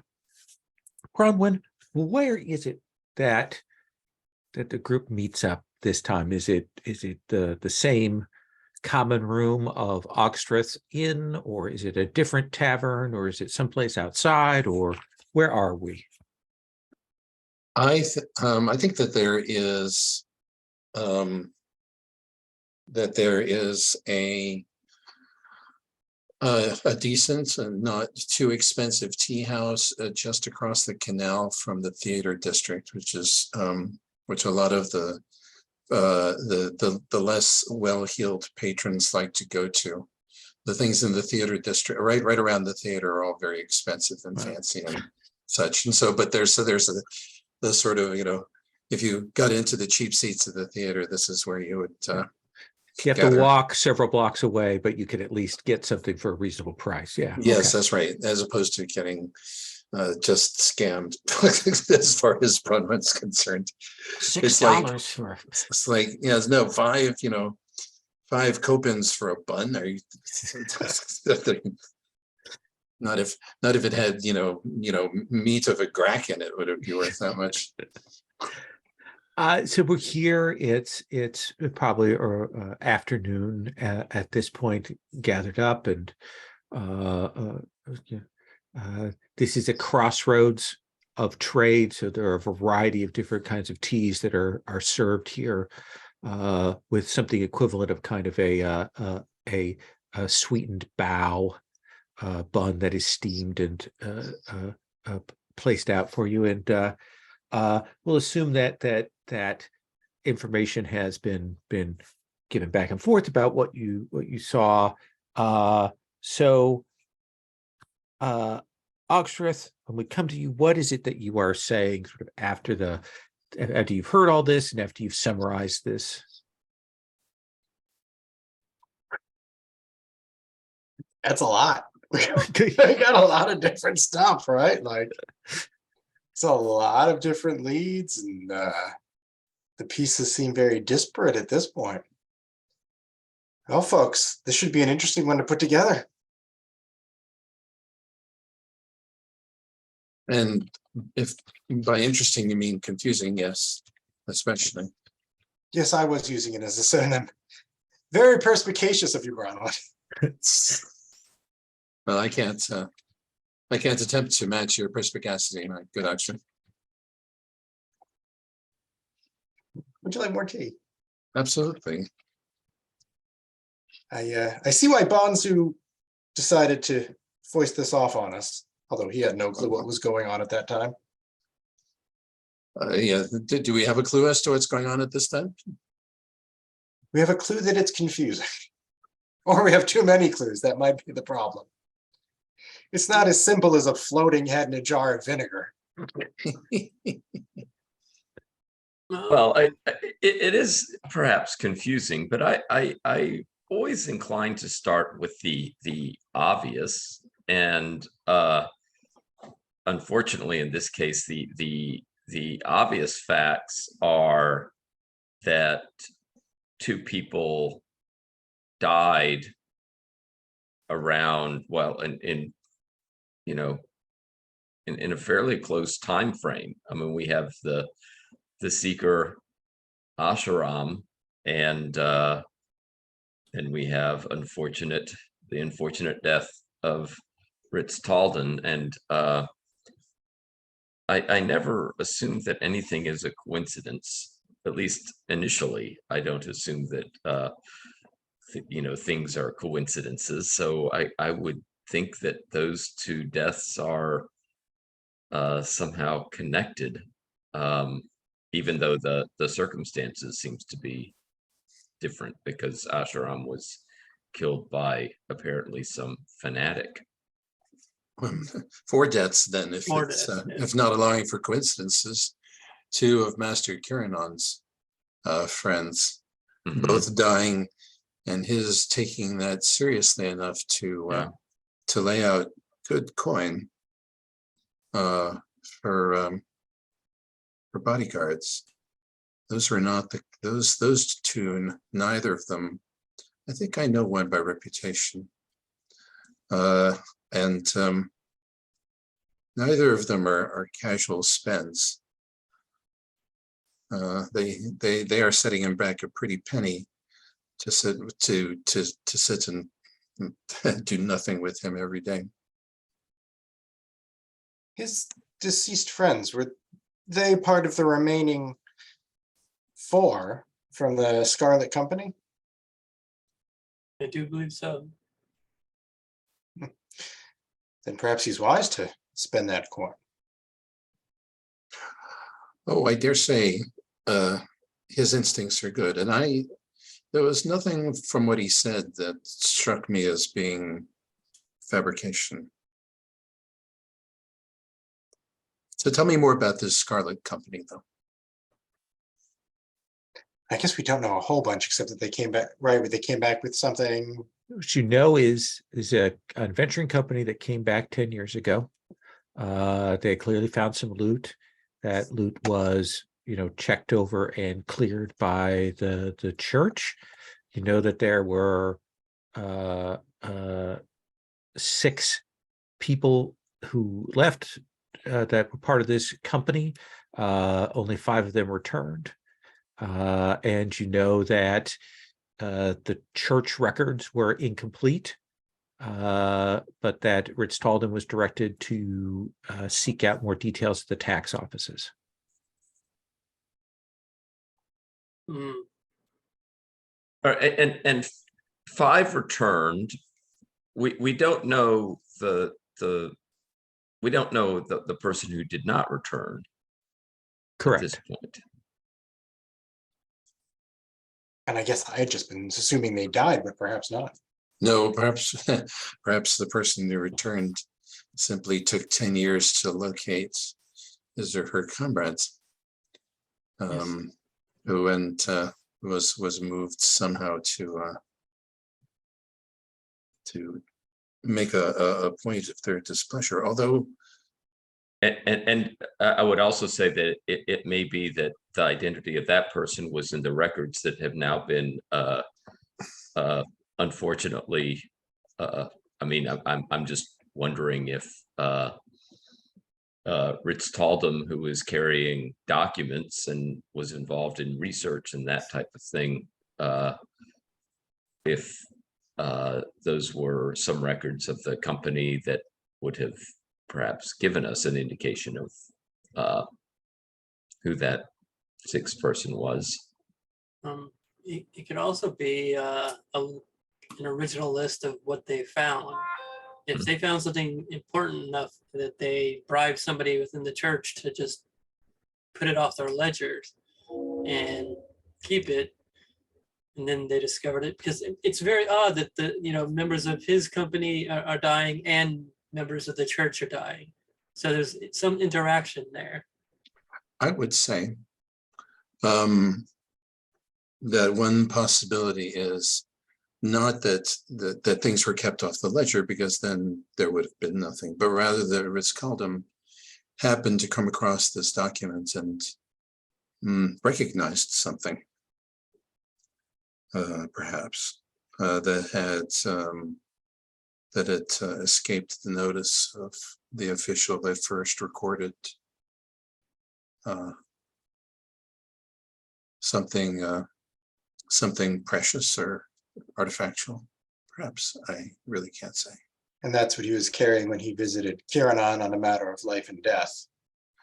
He had this record that he wished to, yes, to query Master Kiranan about. And someone killed him in order to quiet down this business. I don't, but all of these killings have all been done in different ways. Did you notice? I mean, assuming that everyone's been killed, two of them certainly have. Three, excuse me, and we don't know about Thana the Sedate. But if they were all killed, they were all killed in different ways, which suggests that it's not an individual. I Or find a resourceful individual. Well, I don't know. Even the best assassins stick to what they know. And the person Ritz-Carlton's murder itself was, well, it was either done by somebody who was very skilled, or it was done by somebody that Ritz-Carlton knew, who got into close quarters with him and stabbed him unawares. And to your point, if the assassin were able to kill with that ease, why would they arrange a fanatic with a bludgeon or what appears to be corruption? Maybe what was the case of Zazamak? I don't remember that one. Zazamak was killed in his home. We don't know the circumstances.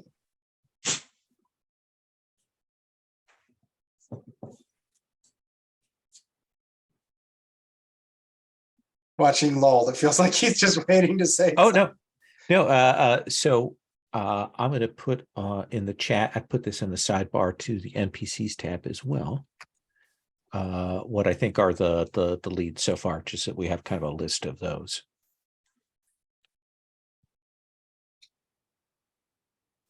Does that feel like a good summary of what's on the table?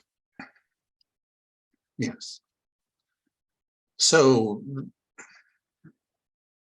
yes, Zazamak's death and Thana the Sedate's death may tell us something. Ritz-Carlton may have told someone or alluded to someone what was happening. Someone close to him, like a family member. And they would certainly have an interest in getting to the root of his death, one presumes.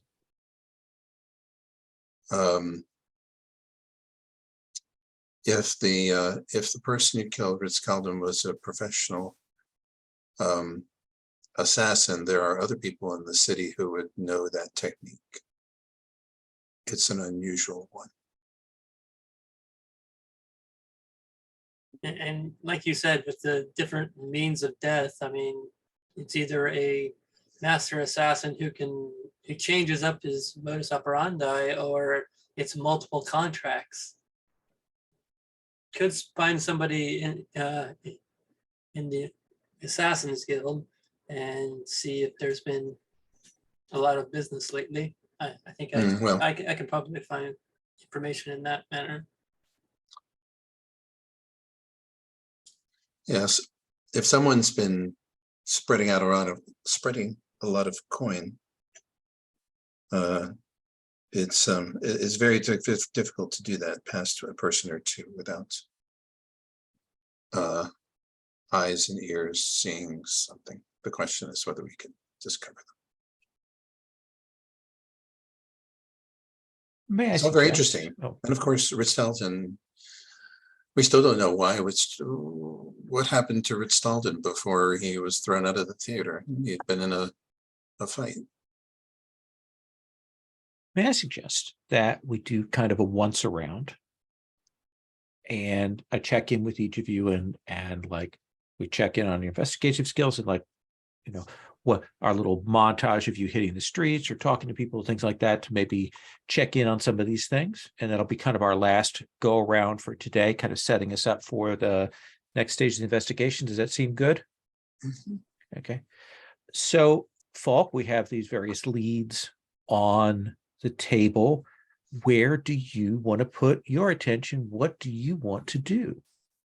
Well, I mean, since I was there when Asheram was discussed, and we were at Denari, and Asheram's death was at a shrine, I believe you said that there was a fanatic there. That doesn't sound like, I mean, at least the fanatic seems like it was kind of out in the open, but I think Folk would be inclined to kind of investigate that. Absolutely. What do you think is let me give you the setup for this, and then we'll ask what do you want to put into play. You will find that Asheram died in a not at the main church complex but at a shrine, essentially providing evening meals and food and stuff to the poor in another part of town. This is what the Seekers do from time to time. They have a regular schedule of these kinds of things to show up within their kind of their benefice and provide these kinds of things. And as it happened, she was just as the sort of after the food had been served and people were eating it, they were getting ready for the sort of sermon. This person ran in and struck her about the head with this cudgel and killed her. And the guards who were present there rushed and cut him down. What do you want to bring to bear on this situation? What do you want to know? I think I want to know two things. I want to know a Sure. little bit more about Asheram's background, and see if there's anything in the background that would connect her to the adventurers. Right, the what was it, the Scarlet Scarlet Company. Scarlet Company? Yeah. So just kind of researching on her, what do you think that is the appropriate thing for that? Is that vigilance, you think, for kind of investigating, or laws and traditions? What do you feel like?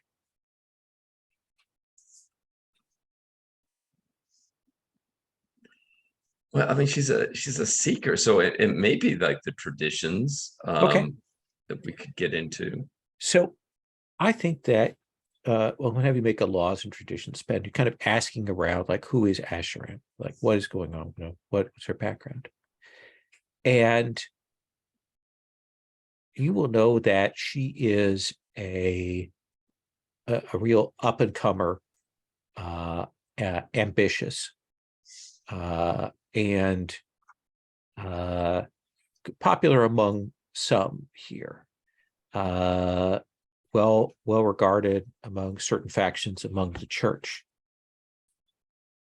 she has a singular rival within the church that she butts head with and has had major problems with over time. And that is Seeker Johansson. Adventuring company, she has no history of that. She came up, there's no sign of her having been in any kind of adventuring situation or anything like that. But certainly the sense that you get when you talk to people is that she dislikes Johansson intensely and very much would like to see him take a fall. Does that seem like a fair answer? Yeah. Okay. All right. Bronwyn, let's come to you. What is it that you want to look into? I want to look into the Ritz-Aldens murder, actually. Okay. So this could either be if I can find, some connection to talk to his family. But if that's not, Yeah, no, I think that's very reasonable. I think if you go back kind of farther line, you'll find, as I mentioned earlier, that Ritz-Carlton family are spice merchants. You'll ask kind of around about that, and you find out that, in fact, his sister, who is significantly older than him, is the person who currently manages the spice trade. That their parents are dead, and that she is in charge of things. And I will put her name there in the NPC tab.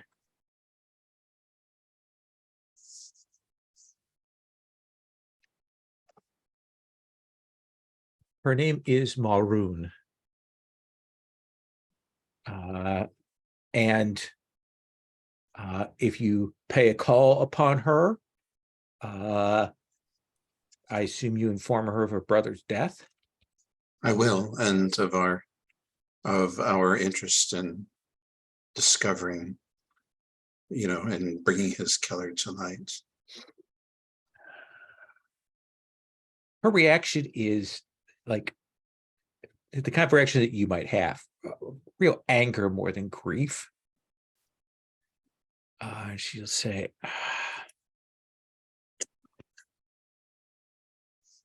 he came here a few days ago. He had suffered a beating. He would not tell me what happened, but he was clearly looking into something. He went someplace he shouldn't have and took the hits. He was running all over the place. Again, shared nothing with me. Is there anything among his effects that might help us to understand what he had discovered or come to know about that might have put someone else on a murderous trail? Let me make a charm spend. Yes, absolutely.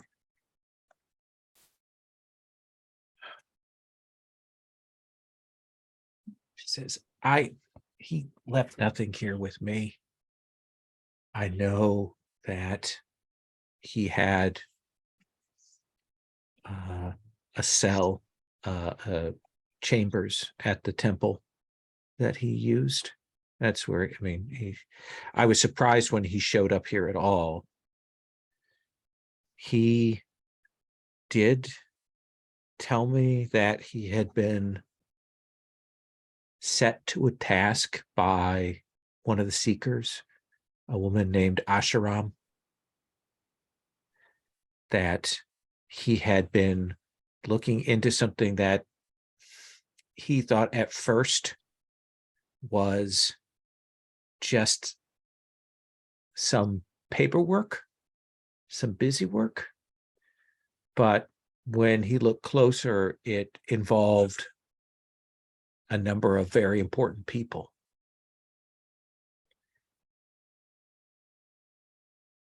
And that at least 3 of those people were dead.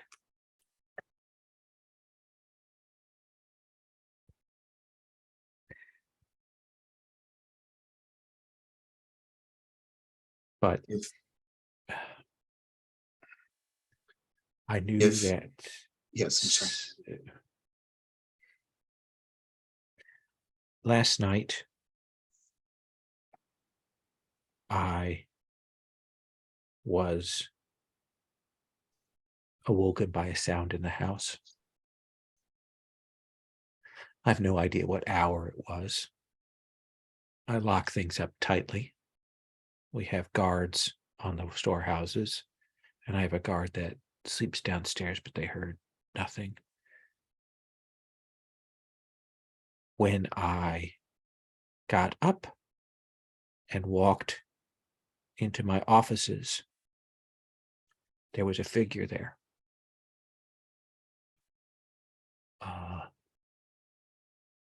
A cloaked figure. They were startled when I entered, and they vanished in a puff of flame. I could smell the brimstone afterwards. Some sort of wizard. They were looking through my papers, but I looked, there was no sign of them afterwards, nothing. They'd vanished.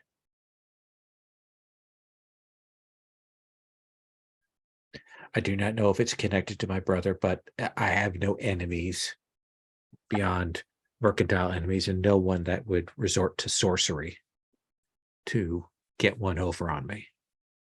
No, and if they were simply interested in causing you harm, they would have set fire to one of your warehouses, not gone looking through your papers trying to find something which evidently they did not find.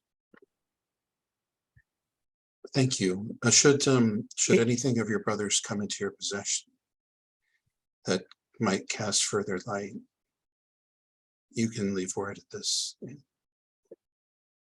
If you and yours find my brother's killer and bring them to justice, I will reward you and your friends handsomely. Thank you. It is not always easy in this business to keep body and soul together while performing these investigations, and your generosity is appreciated. And we'll cut away from that in the hopes that you don't have to kill her, like you did your last employer. Oxtreth, Just a spice merchant. Yeah, yes. What is it that you want to look into, Oxtreth? I am curious about Thana the Sedate and possible corruption, explosion type things. All right. So I think through your knowledge of things, you can check out and get the basic story on this, that Thana was like an open secret, a sorcerer, a wizard, but had a very nice how do I put this, sanctum, had a very nice house that they had set up. Rumors were that they performed magical experiments there and the sort of workings and such. You pick that up from people who talk about having sent particular goods and things like that to there. And apparently what happened is early last week, she was out at one of the city squares and had been speaking with some people, buying some things, and then she exploded in flames and burnt to ash, and there was nothing left but bones and ashes. Doesn't sound like from something she's doing. So I poke around that area and see if I can pick up any residue of spellcraft or anything like that. Certainly. You want to make a corruption spend. Oh yes. What could go wrong with that? What do you think it looks like when you go to the site?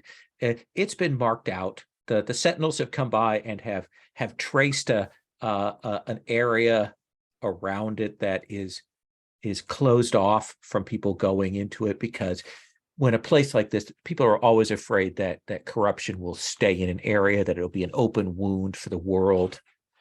They've isolated it so that in case something happens, they know where it is. What is it that you do to examine this location? So they do think it's corruption. That's not just idle speculation on the bard's part. This was in a market, you said? Yeah, well, a square, very out in the the open. Yeah. And now it's blocked off with the whatever the Eversink version of caution tape is. Yeah, little warding signs and marks of chalk on the ground and that kind of thing. You can probably head there kind of after dusk and check it out. I feel like it's looking for sort of an aura kind of thing, but not necessarily visual, just trying to in all the senses, trying to catch something in the corner of your eye, but like also the corner of your ear, as it were, the corner of your nose, just on the edges of perception. I think you'll move around this place and you can feel the magical power there. Definitely magic was used here, sorcery was used, and I think you can definitely feel that it was done intensely. Like when you spend corruption to power your magic, it has an effect. It has a residue to it that you kind of have to resist. But I think the thing that will strike you is as you're walking around and looking at it, at first you see and you taste and you smell the flames of this. Like you can almost kind of visualize this body catching fire, immolating quickly and leaving almost nothing behind. But I think then you realize that it is not fire, but in fact is a variant of one of your gifts, is a variant of one of your spheres. And this is all illusion. This is all a fake out. As in, to the extent that she didn't die? There, you don't sense the what you would expect of like the broken spirit of a mage there. And you can tell that all of this fire and flames and marks, I mean, somebody did definitely power it with corruption to make it smell right, but this is all illusion to make it look like she died. It's so exciting that I might get to hang out with this person and do all sorts of crazy research now. Does that seem like fair info? Yeah, absolutely. Orsino, what is it that you want to do? I was wanting to look into the business side of things. If somebody wanted multiple people killed quickly, maybe using felonious intent to talk to one of my friends who works for the guild to see if there's a spike in contracts within the last couple days, or what was it? The time frame for this is what? Yeah, about a or- week. Okay. Let's have you make a spend with felonious intent.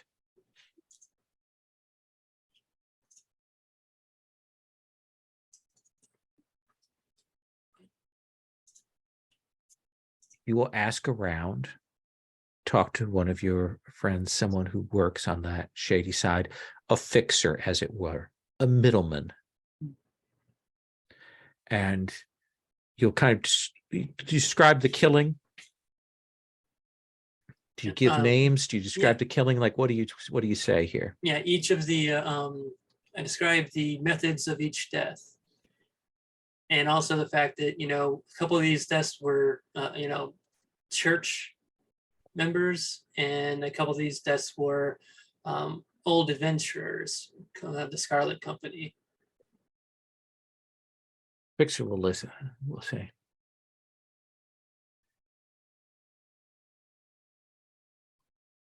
I'll tell you two things, and they may or may not be connected. The killing that you described to me with the needle, that is the method of one of the assassin packs with the guild, a group called the Horka. That is their signature.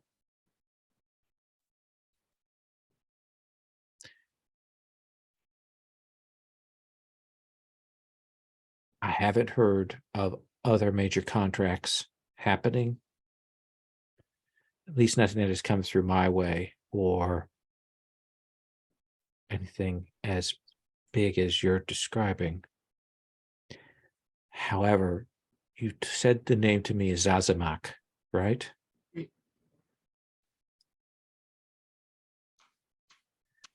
Zazamak is a major figure in the guild. And he was killed in his rooms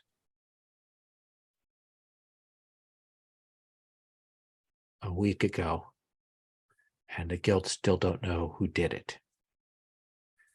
I've heard that they had some information on who killed him, but I don't know exactly who that is or what's going on with that. That's going to require you talking to someone from the guild themselves. But they're very upset about Zazamak's death.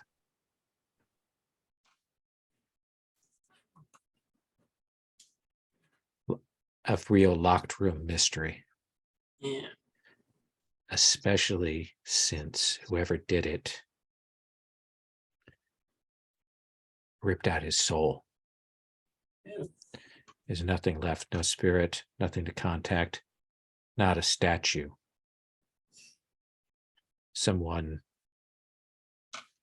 made sure that he couldn't be resurrected, that he couldn't be contacted.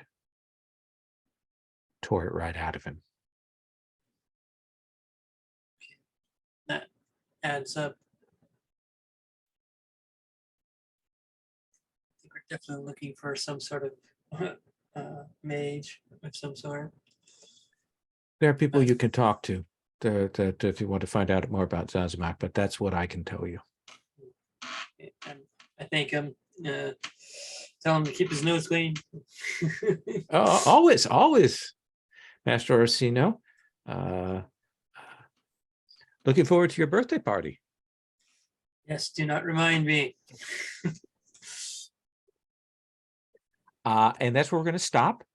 Got a lot of balls in the air, as it were. I would like to do a quick stars and wishes if we could. Stars being things that you dug, enjoyed, and wishes being things you want to see in the next session or two. Let me start with you, Falk.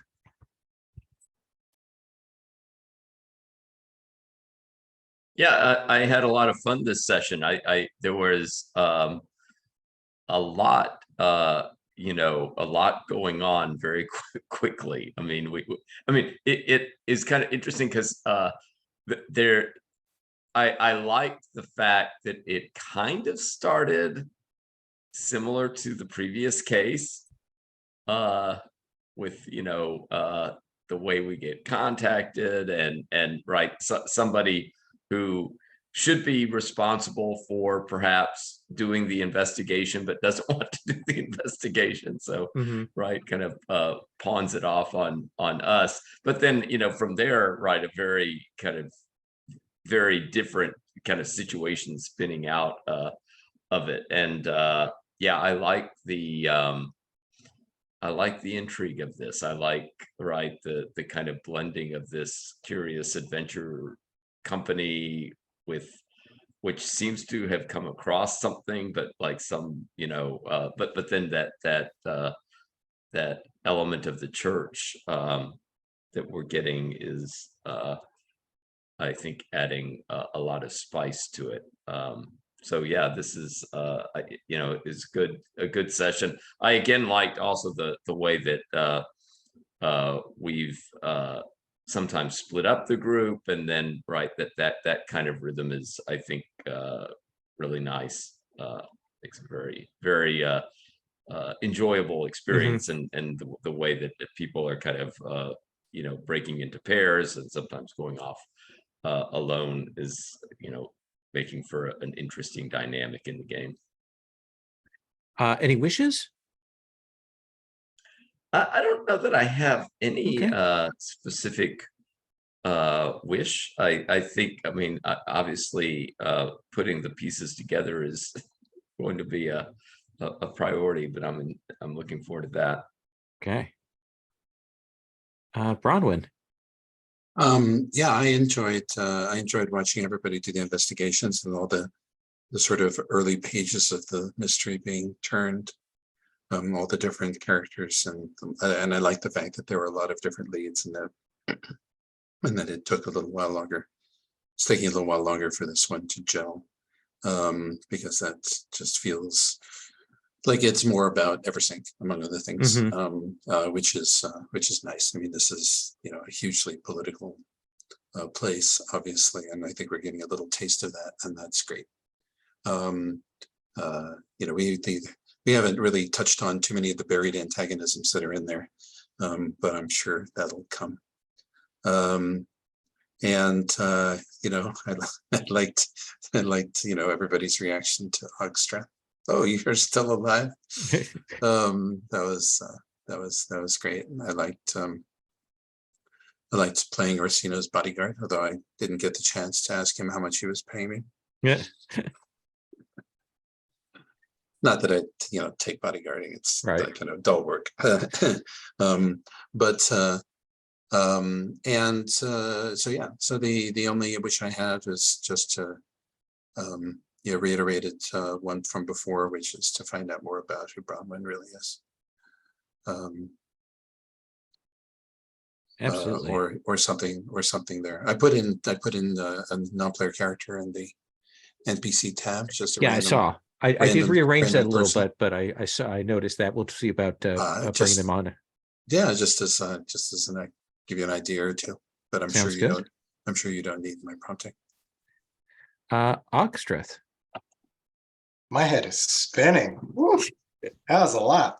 I would echo Brandon's comments about this being rooted more so, I think, in all of Eversink, which is exciting. Also a little overwhelming at this point, but it was neat to see everyone have more of a handle on like, oh, this is what my character's going to do. I'm going to dig down and do this thing. And seeing Orsino be the privileged child. And with Red just kind of going along with that servant thing, that was surprising to me, but I appreciate it. Like, yeah, she can play along with this kind of thing. Getting to see the opera house and the church and all those workings was really fun. As far as for what I'd like next time, just to get a better handle on all of the things that are going on, because I feel like certain people learn things in their scenes, and I learn things here, and I learn things together with it, and like I don't have it all in my head to the same extent that I would like. No, we'll definitely walk through the leads and get those perspectives and make sure we've got a handle on those next time before we move forward. I think that's absolutely fair. And Orsino. Yeah, I enjoyed this session quite a bit. Very layered, lots of layers to the onion, as you would. I think everybody did a spot on job. Ogstress, your quips are just amazing. And a special star to Folk for getting us paid right out of the gate.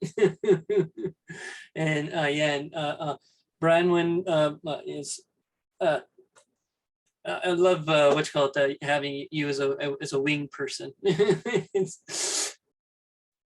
But for wishes, I would say I can't wait to see what the twist is at the end. Or what the I know something's gonna fool us at some point, but just hoping to see that. Awesome. Thank you all so much. I love the start of a mystery where we get lots of different NPCs, we get lots of details, and then we get lots of ways to go, and we start bubbling out and pulling back. So I'm excited to see that. I had a really good time running this today, so I enjoyed everybody's characters. I really do like them. I'm going to stop recording.